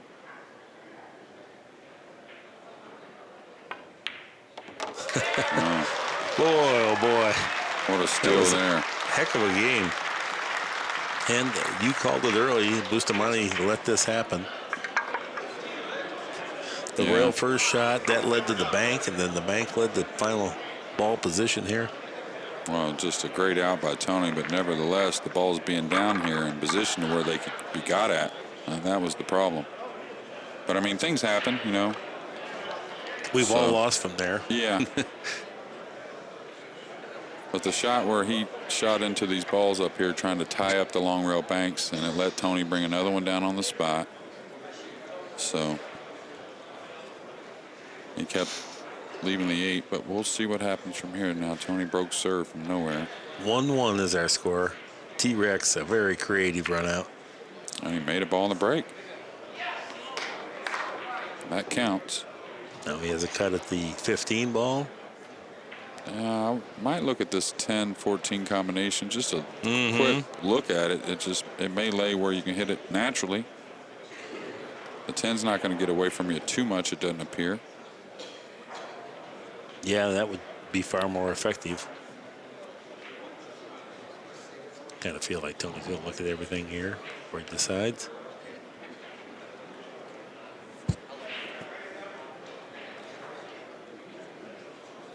Okay, I wonder if he's going to go all out here or just spin this a lot. Maybe even catch it heavy and try and trap him. Not even try and make it.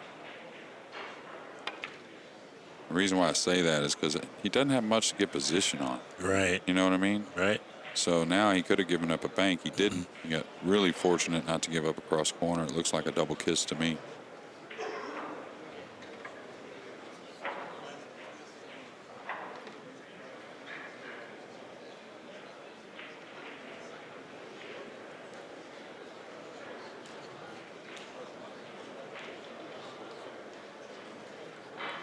It appears that it's still 2-0.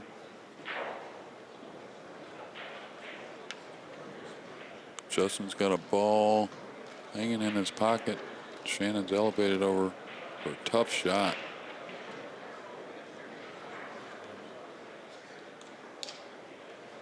Yeah, especially if he's trying to go to the other side of those balls, which he was. He hit it great, too. He just still didn't get there. It was just such a tough place to have to play the cue ball from. And we're back at here. It's one apiece. This is 4 players left. Pretty interesting turn of events here because it looked like for sure Bustamante was going ahead 2-0. That is the beauty of just the race to 3 is that it's intense all the time. Absolutely. Can't afford any mistakes.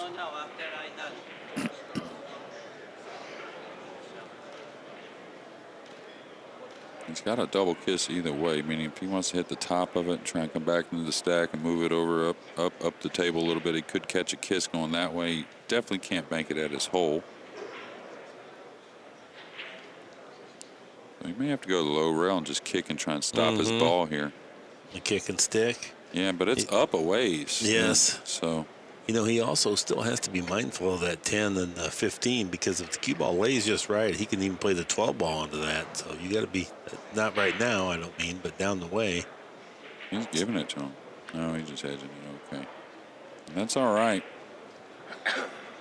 Yeah, especially as long as he got the 15 to cover the edge of the cue ball so he didn't have a straight back bank on the 10.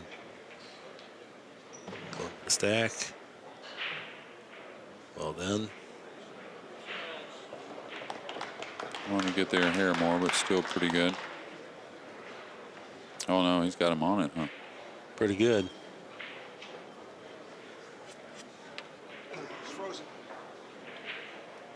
We've seen a couple people fail on this 2-rail kick this week, meaning not that they fouled, but sold out. Yeah, Bustamante didn't take any chance of that. Just take a foul, make sure he got it right. Yeah, and I'm wondering if you let him see this 7 ball here. He could go back into the stack. But I don't think Tony's going to get the best of that, other than he's going to make him foul a little bit if he executes here going into the stack. But the thing about keeping on doing this without a ball right over your hole is you're opening balls up on his side a little bit ever so often. So he's going to go ahead and move this and put him back in the stack. I would rather bank the 7, I think. I think it's okay.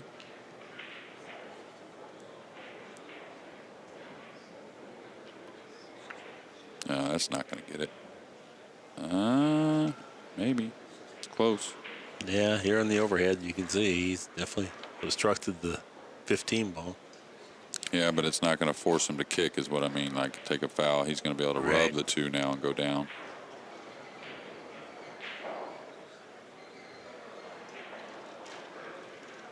Yeah, Tony, now he's got to beware of dead balls going to Bustamante's hole. Mm-hmm. That's from them balls getting continually wiggled, and now he can't really get to that, so he's just going to knock this away. Wants to get the cue ball up some, though, so he wants to draw off this. Doesn't want to lay below to where Bustamante will be able to get him in the stack real easily. Oh, he's come 2 rails in the stack. Nice stroke. Nice Yeah, real shot. good shot. And again, guys do what they're supposed to. Looks like it could be all the balls up table, Mark.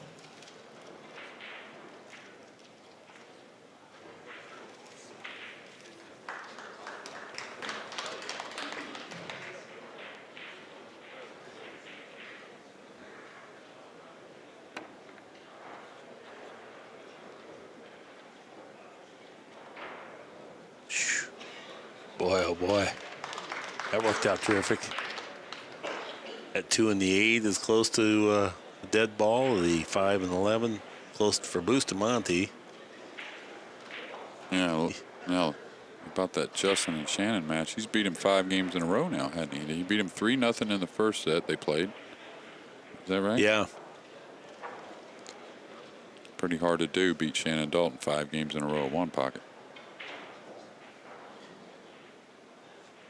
Boosty just taking a foul. Yeah. Yeah. And going to just do something with that 8 ball there. Boostio's 2. T-Rex thinking about kicking into the 2 anyway. Stick it in the stack. This could be devastating. Not bad. No, not bad at all. Bustamante can get to the low rail and bump the 8 up, I believe.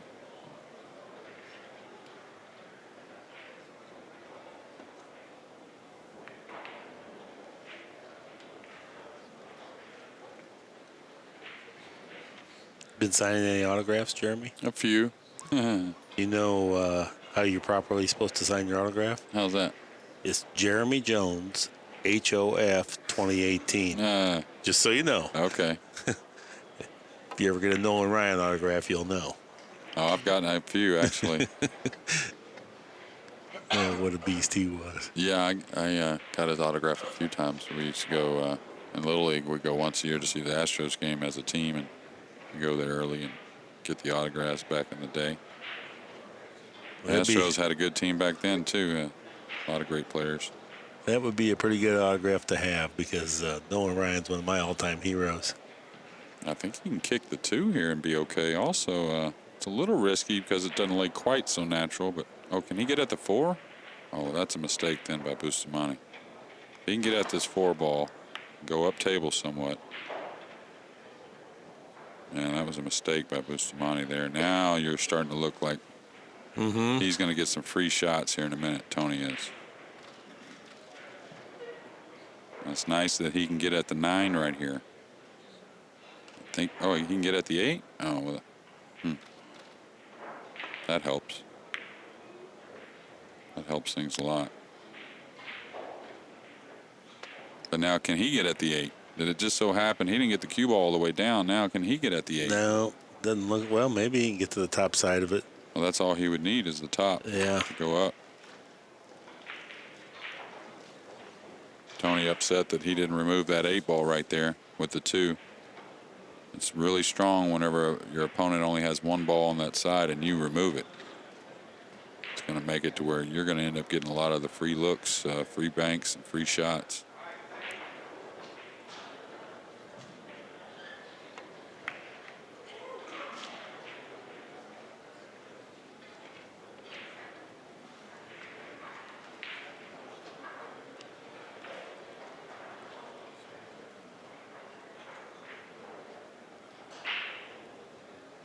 Is he 2-railing this? Is he winding up and 2-railing this?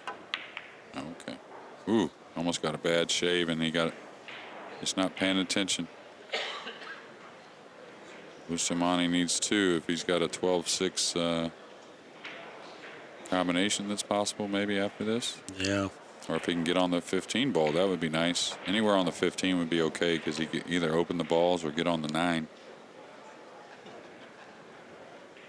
Not anywhere, but somewhere decent, you know. Doesn't have a whole lot of angle here, though. No.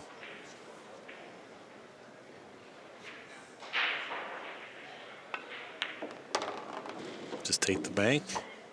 Really a smart play. He can hold his ball here. You'll notice the 7-14, is it? Yes. Pretty gaffed up for Tony's pocket, so.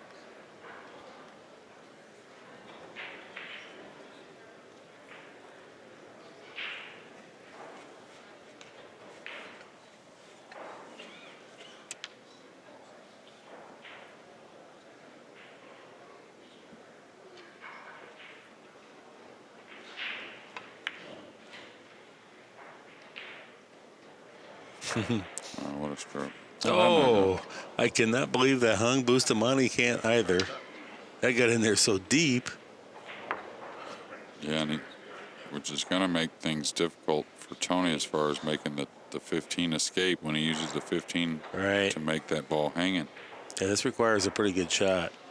Yeah, I'm just going to have to really take a chance here. Can't afford to kick long rail. It's too tough with the ball that deep. He's just got to knock the 15 into it. Hopefully he doesn't get some bad kiss with the cue ball. Oh, wow. Oh, bravo, bravo. That took a lot of... bravo. Very good shot. Great shot. Wow. Once I saw the cue ball coming over there, I said, oh, okay, he played Still, this. though, that wasn't easy. Not saying it was. I'm just saying that was probably the better yield. You know, when you have a tough shot, that was probably going to get you more often. You'd probably be successful more often that way than clearing that 15. You think? I do. Yeah. You like the way he played it more, you said? I do. Yeah. Yes. Well, one thing about the way he played it, it's completely up to him how things go, how they turn out. Right. Meaning, if he hits it well, it's Right. going to turn out well. So it's not going to be like, oh, I hit it well, and it's still got a bad kiss He hit or the caught the point. Exactly. So, Yeah, I think it's more predictable, the outcome, and this maybe even has higher yield anyway, but at the worst, equal. now this ball doesn't go 2 rails, but he's going to put some speed on it, trying to create something. Yeah, you can develop a lot of things. He did real well. Got a little unlucky that the 9 is going to move the 12 pretty easily. That's what Tony was a little upset about there. Is going to be kind of an easy escape overall. But still, if these balls don't if he does move them and they don't get moved into a great place, Tony could easily get a free long rail bank.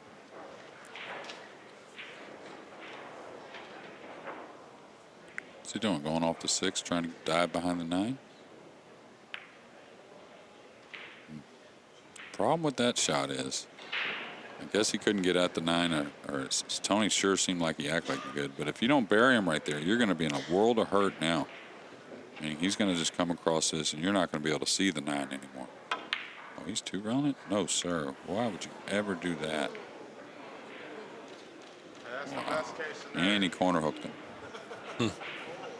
Maybe. It's in there pretty deep. It's again.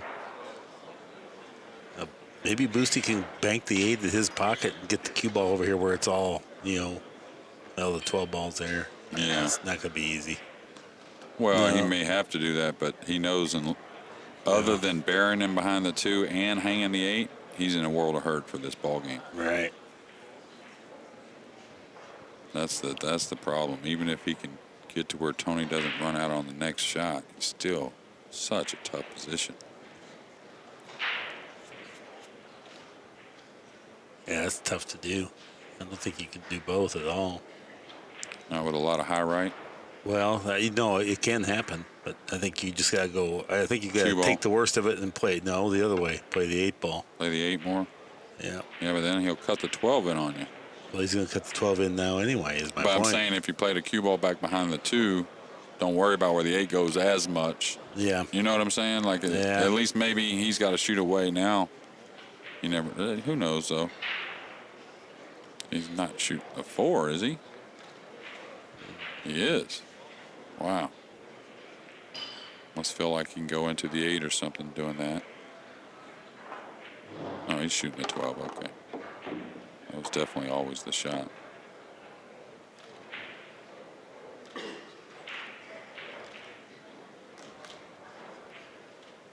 A big turn of events from game 2 where Bustamante had a 7-2 lead, I think. Right. And for all intents, it looked like Boosty had so much the upper hand of the ball dispersal. Oh, no. That's not what you want to do there. He got one ball from there again. A couple times in this match, D-Rex has gotten one ball on open tables. Well, he had a free one there if he just didn't underhit it. He's going to get below the 1 and have shape on the 9. That's why he shot the rail first. Just, I guess the 4 probably only had a half a pocket is what I'm guessing, going by the 6. Yeah, but he could have played the 6 and just come over for the 9. He didn't have to go rail first. Oh, really? Oh, okay. There was enough angle there. He could rail see first. it. Okay. Right. And Bustamante's just going to play for the bank, I'm sure. Meaning shoot the 8 and bank the 6.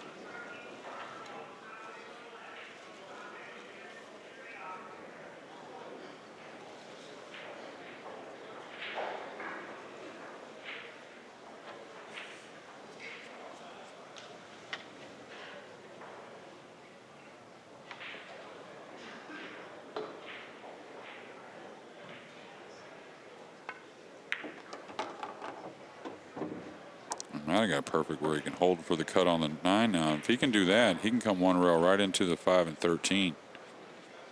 If he can bank this in and hold for that thin cut on the 9, which looking at your screen looks like he can. A little too far, and he knew it. He wanted to be able to get that cut. Yeah. So we've seen it in both these games that no lead safe, that's for sure. Right. Boosty's looking at, he kind of wants to bank the 4 back, but I think getting rid of the 9 is going to end up being the better shot.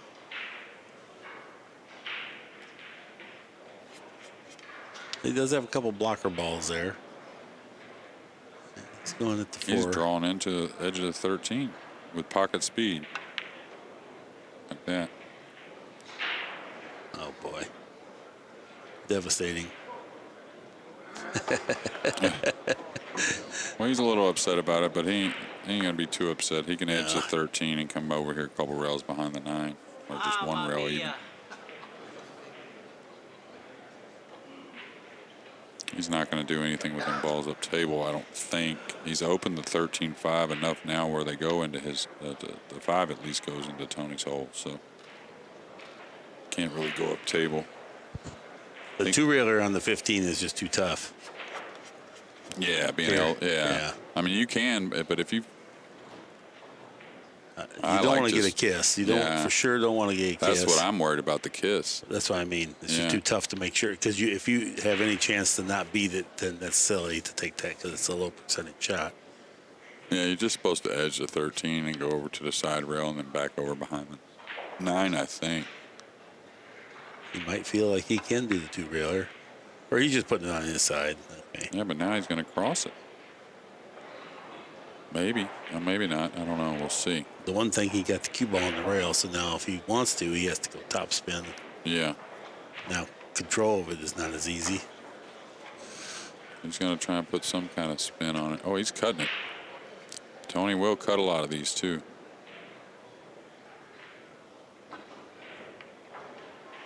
Tried to overcut it. He's giving up a combination, but I'm not sure if that's shootable. It's close, though.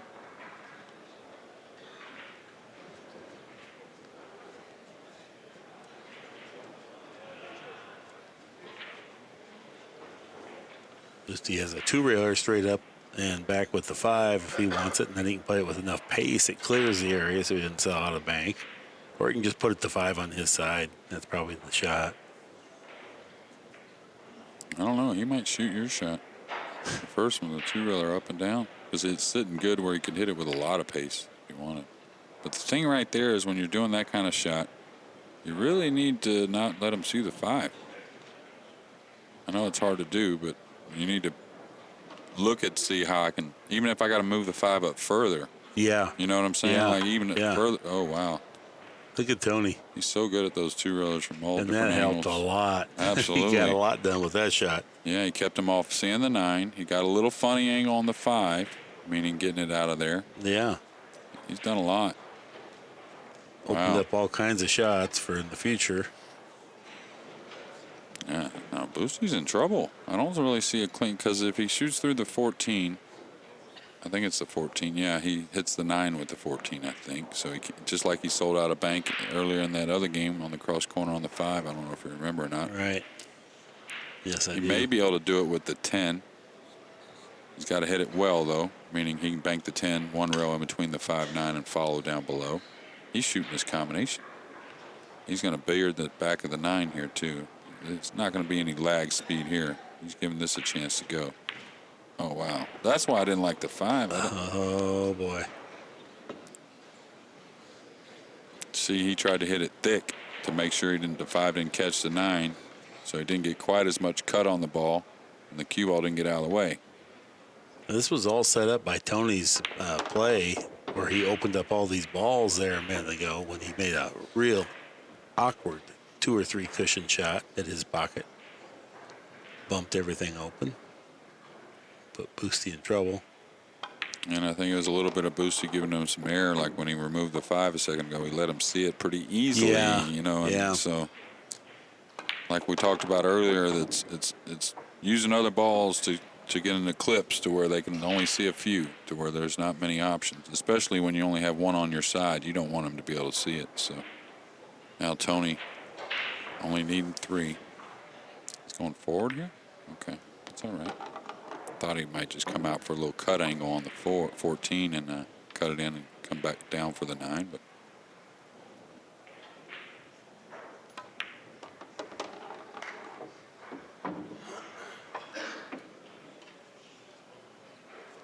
if you're just joining us, this is the semifinal. We're down to the final 4 on the one pocket, and we'll have the final right after this. These 2 semifinals conclude. T-Rex. And T-Rex will be breaking too. No, are they going to take a timeout? It looks like to me. I think they are.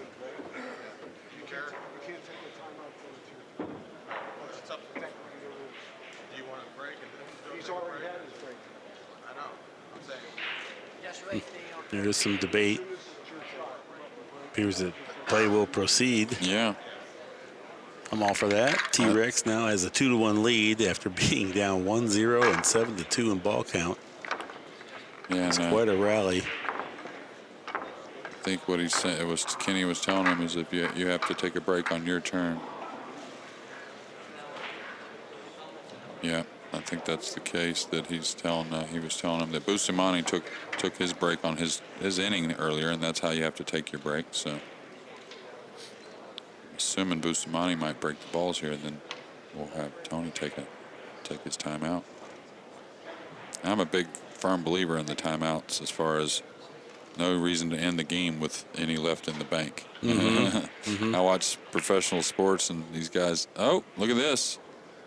Well, Tony might be taking a timeout when it's 2-2. You never know.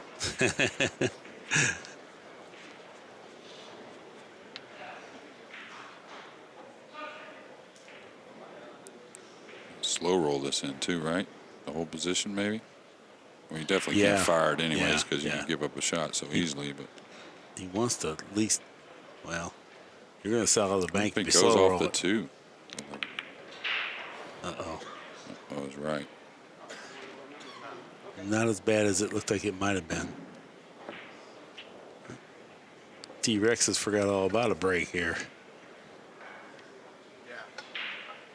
He is going to take his timeout now. Oh, he is. Okay. I guess we will too. Okay, everybody, we're back. Tony Chohan has had a little time to cogitate about his shot. Double J says he's thinking about rail first onto the bank the 11 into the 2. Yeah, rail first, though. Bank it into the rail, then kiss it off the 2 back towards his hole and shove that cue ball up towards the stack, I believe. Cue ball could get away from him if he gets a glancing blow, though. Yeah, so you see what he was kind of doing. Now he gave up a bank on the 5, possibly.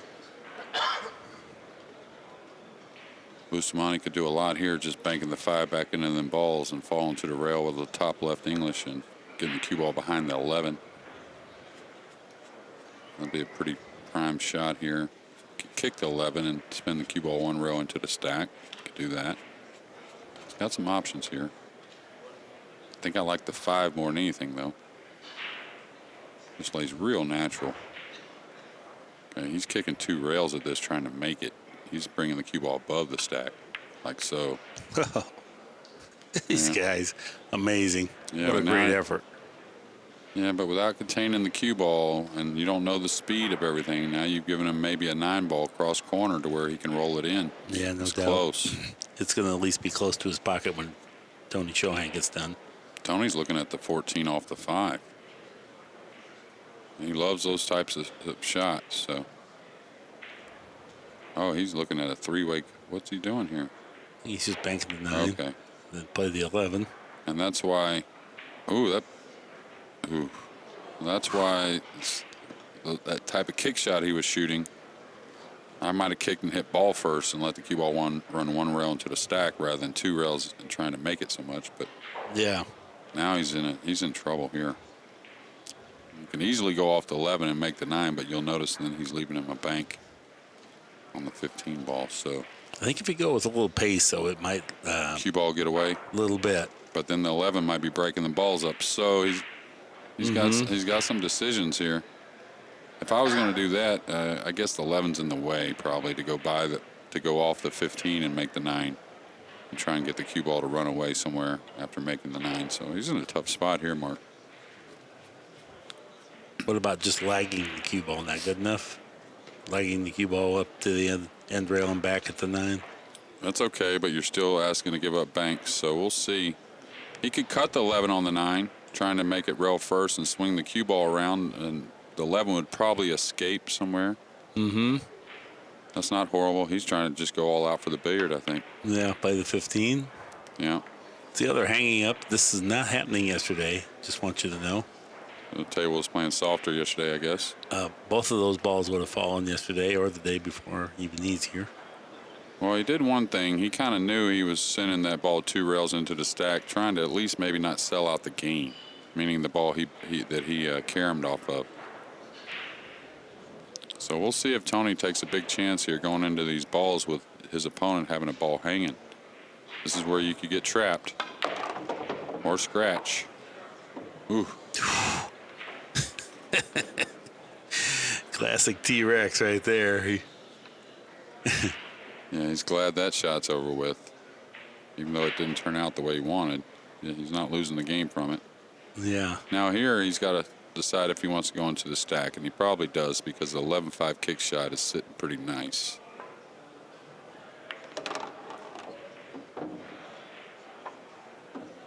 I'll give him the 10. He's not going to like that. This is one he's going to have to dodge right here. Tony Chohan is. I think, anyways. Does he have a good angle to get over on the 11-5? Or even going forward, he can cut the 11-5 combination from, even if he has to go forward with the cue ball. Or bank the 10 and go forward and then cut the 1 and come across for the 11-5. So. Yeah, I think the 1 is the better because the 11-5 is definitely not just dead on. Well, he did a nice job with that. While he didn't make it, he got a lot of effect. Yeah. He could have got him some from there, I think. Tony's going to have to be pretty docile here. He may have to take a foul. Yeah.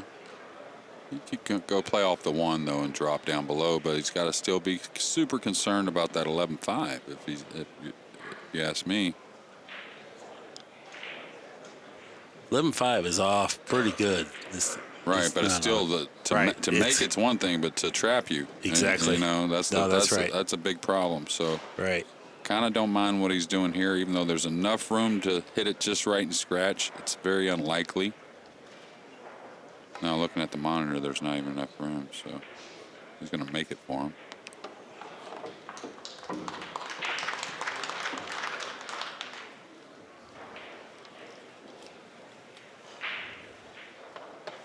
The way these balls are set up, though, he can kick at this with a little speed. Not a lot of speed, but a little speed, and run the cue ball up table off all them balls as well, moving more than one over. You'll notice that little line of balls right there.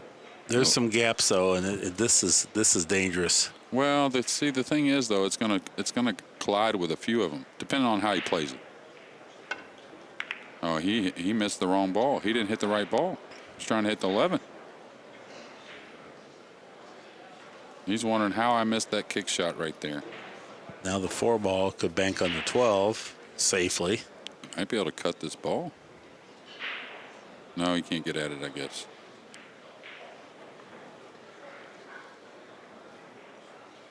This is where Tony should shoot the 2 away and push the 13-5 over towards his hole and stick him on them balls a little bit. Clear some balls. You'll get one around to your side. Maybe he's just shooting the combination outright, but it looks to me he could bank the 2 away into like the 4 or 3 maybe and shove him right on them balls. If he tries to play this 4-12, if something doesn't get in front of the hole, he's in trouble.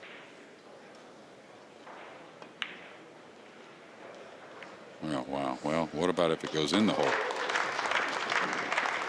What about the 13-5-4 now? What's that look like? Well, sometimes they line up, Mark. Yeah, no, it's close. He's just going to put the 2 down there and go into the stack. He wants something to get up, though. There he goes. He wants like it it. up, yeah. I like this. Man, he's going to really keep the handcuffs on Bustamante here. As far as Busty's just going to have to kick below the 2, I think.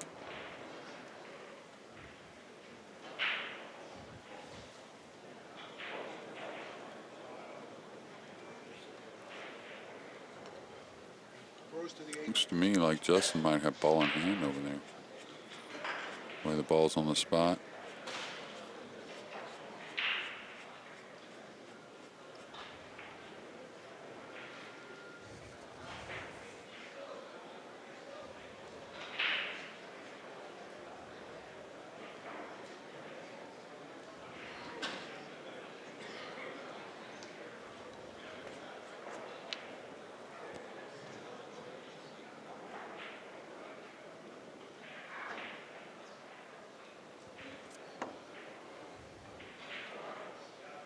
Watch out for that little rub. Oh, and he went all the way by.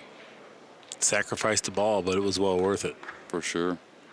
And Tony's really good at being on the rail and leveling out and still getting the balls to turn a little bit, but I think this is asking a lot. That he's trying to just cleanly bank this, or if he's putting them in the stack, I'm not sure.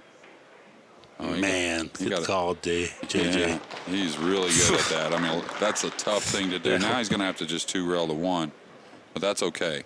That was a flat angle to get that. Yeah, and, it's not like he could cue the ball to where you can put a little downward strike on the ball and get it to turn a lot easier. So, but the 1s land nice, just like stop your ball, 6-10, or the 7-10, don't bank. This is one he should have a real good speed on. Okay, doesn't want the 4-1 to gaff up, and it didn't. So that's still going to be real tidy. Cue ball's laying right on the cushion. One thing in Bustamante's, even though the score is only 3-2, you see the balls favor Tony, but they're all down here also. Just in case Bustamante can produce something here in a couple of shots, he can certainly win this 4th game.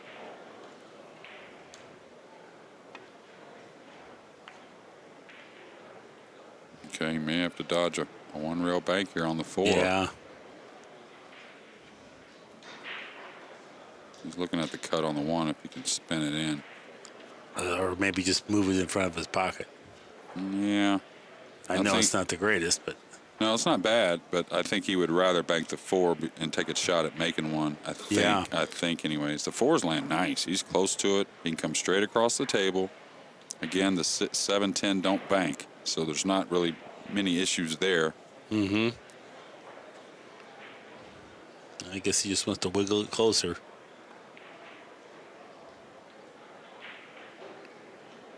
Yeah, if he gets that cue ball just a little bit more, Boosty's in big trouble. Boosty can get to this rail first, though. I do believe. Yeah, it looks like he even ball first.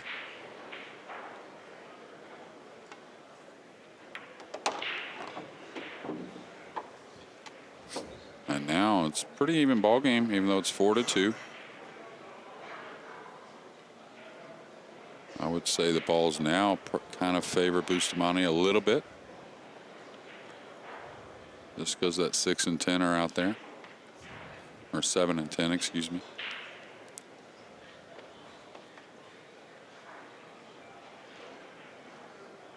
I don't know about this. I think I would move the 3 probably and come back down, cross the 3 over and come all the way back down probably, unless I'm worried about another kick shot.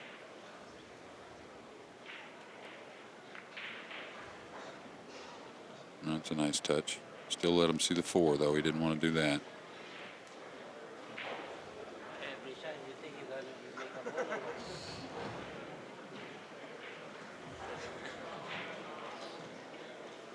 Every shot you guys is looking for a ball.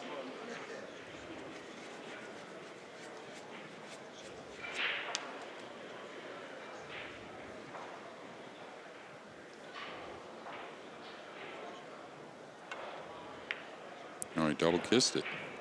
Wow. That's why you see him throw his hands up in the air. Just a simple hit right there. And this may be land now. He's off the rail. Tony may be able to do something here aggressive. May not be the wisest choice, but well, he can play the 7 off the 13 towards his hole. A little left spin, it should throw pretty nicely. Yeah, I see what you're saying. But you got to be worried about where the 13's going back into these balls. So he's got a decision to make here. Yeah, if the 13 was the throw enough from there and then chip that 11, you could sell out banks. Oh, absolutely. Now you figure to have one trickling towards your hole, but it doesn't mean it has to work out. That's the shot he played. The cue ball got away. Watch out for this little kiss. Ooh, and he moved the 10 just where nothing goes. Right, he was a little fortunate on that. Absolutely he was. I'll tell you what, we have got a packed house here watching this semifinal. Yeah. I think a little bit has to do with it. I see some of the guys in here. I bet there's a little interest on the side maybe in here. So definitely. Some of these matches, 2 guys that most of us here in the building don't mind putting $1 on or 2, that being Tony and Bustamante. Again, I like the way the ball's laid for Boosty.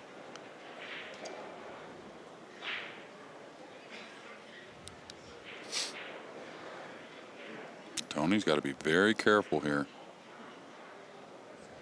This 7 catches any one of those balls near the spot and the cue ball. Oh, he could see the 3, excuse me. Uh-oh. Yeah, maybe right. He's got options, that's for sure. He can bank this cleanly, which I'm not so sure he can hold position for anything doing that. It's quite a bit of angle, but I like banking it back on the 11 for sure and sliding my ball up the rail. Trying to hit the bottom of that 11, that 3 will go towards the pocket.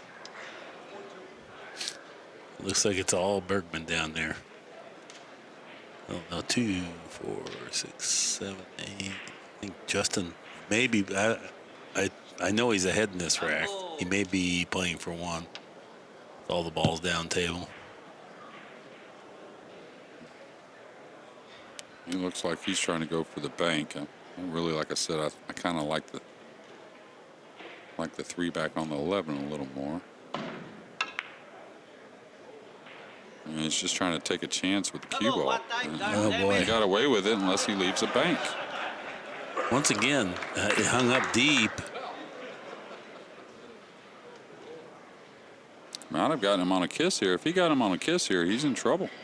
Meaning if this 5 ball is a kiss shot, yeah, he's just going to come off the 14 and make the 3. Got to make sure the 14 doesn't just hold right there on the 11, though, and give up a bank. You got to make sure you make the 3. That's for sure. Yeah, I don't think that's as much of a problem, but I think he's worried about, all right, what's this 14 going to do? Looks like he's going to fire it in there. Oh, boy. Uh-oh. Hill time, it looks like. That double kiss on the 5 ball, that really changed the complexion of things. Tony had the 5 ball working back towards his pocket. And Bustamante took a big chance on that bank on 3 rails, just going right into the middle of them balls. So it worked out. Oh boy, if he didn't clip that enough, he's in trouble. He did. Okay. I can see here on the overhead, he's got the 10 if he wants it. Yeah.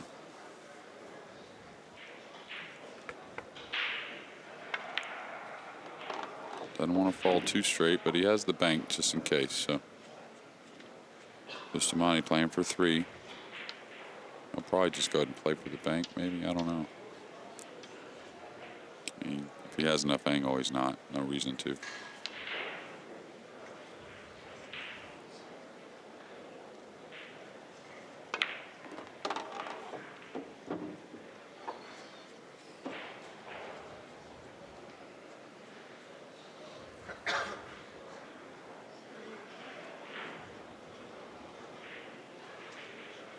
Boosty wants to check the angle. He's thinking about just playing for the bank. Knows he needs 2, or double checking to make sure he needs 2. He got a little off angle where he can't really slow roll it, so he may have to draw to the side rail and back out for the bank. Mm-hmm. He could come a couple rails trying to get position.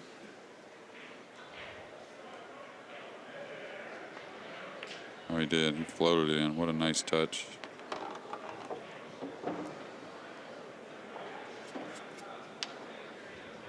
Now just one cross corner away from sending us to the hill here. And he drained it. 2-2 is our score. And as they say in the Philippines, decision game. Now we got action. Action. We've had some good exchanges here. Yeah, we've had some incredible shots and big turn of events in most every game, really. Game 2 was incredible to me. Boosty was ahead 1-0 and 7-2 in ball count. Mm-hmm. And Chohan made one of the most creative one-pocket runouts. That's the beautiful thing of one-pocket. And when we're talking about shots, when you're down there playing them, you can see and distinguish much better. And the rail first shot, Tony just felt like he was going to lag it into that pocket so close and control the cue ball so well. Where from up here, we're thinking he might have too much angle. No, during the timeout, he brought that shot up, and I was like, well, from up where I was looking, it looked like he couldn't hold it that much. And he's like, yeah, I decided to put a little more spin just to try and hold it more, Yeah. throw it more, and turned out perfect. Now that's the kind of break you want, hill. Ooh, Yes, that's sir. tough. Very tough. Well, Justin Bergman has emerged victorious. And to beat Shannon Dalton 6 games in a row comes down to the final 6 players, now final 4 players. Yeah. Pretty impressive. Which Justin's one of those types.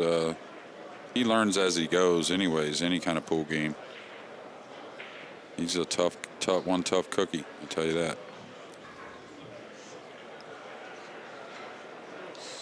And you can see there's just nothing great here at all. You may see him rolling into the stack here.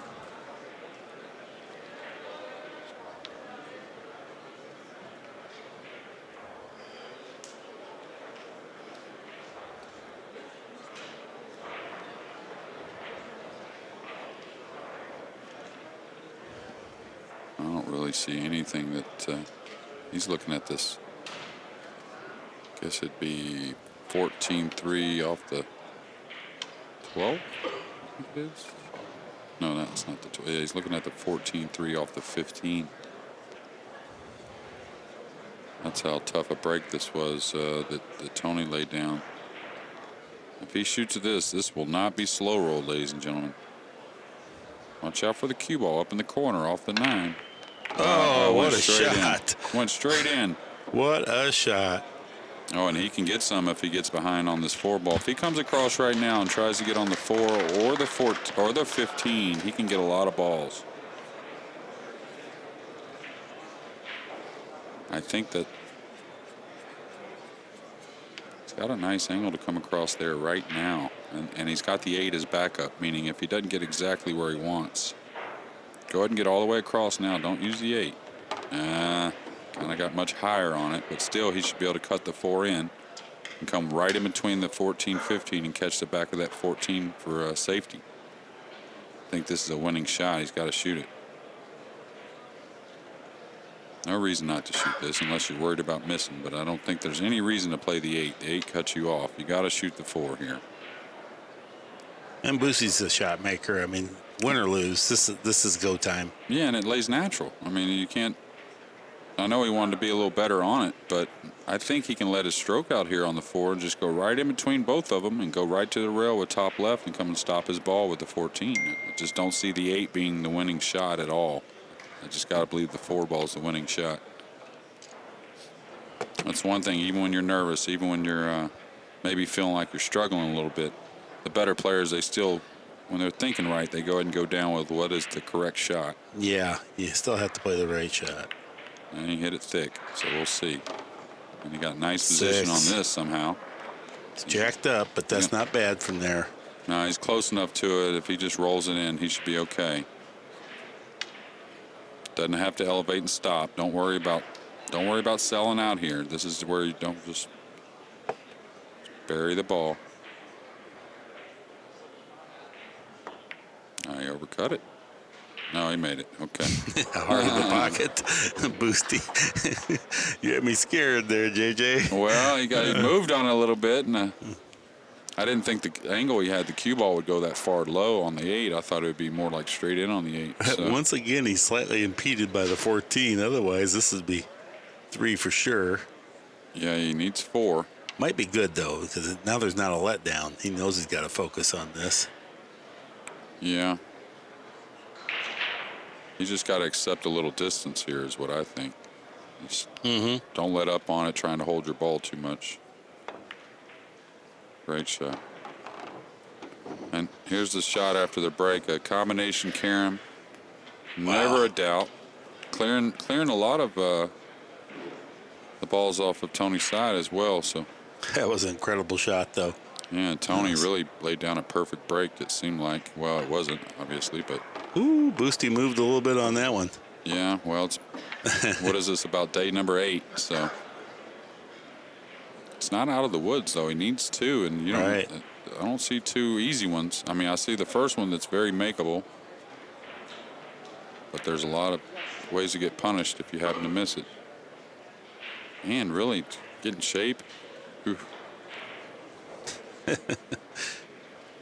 Never easy. But really, this was brought on by body motion there, and he did not hit the pocket purely on the ball previous to this, and that let that cue ball drift another 1.5 feet away.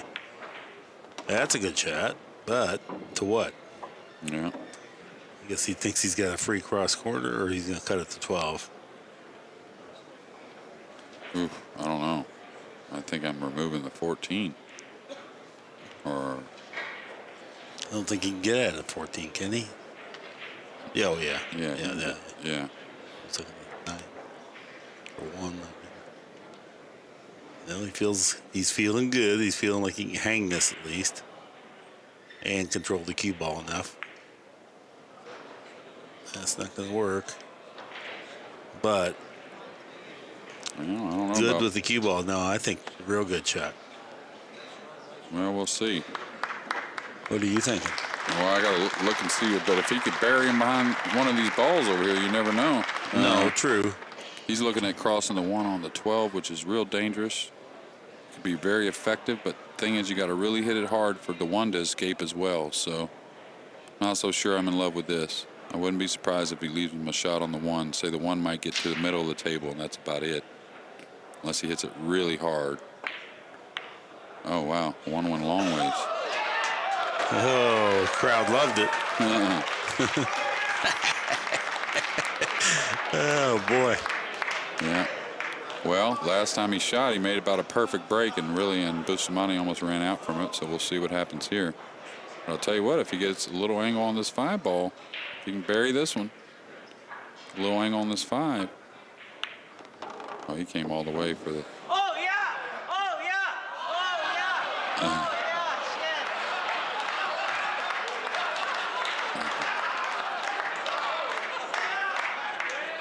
Oh, my God.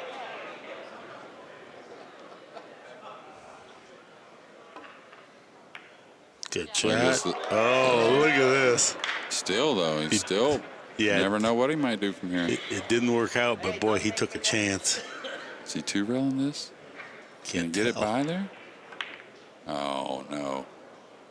Oh, boy. He's going to leave him a shot for sure on the 13 at least. Not sure what he was trying there. He was trying to squeeze it 2 rails in between, just getting it not at the hole, but, you know, a diamond and a half up from the hole. I see Something what like you're that. saying. Well, Tony did make something happen there to begin with. Yeah, Bought he sure himself did. an opportunity. He seems to think that he's got the 13, so. Oh, yeah.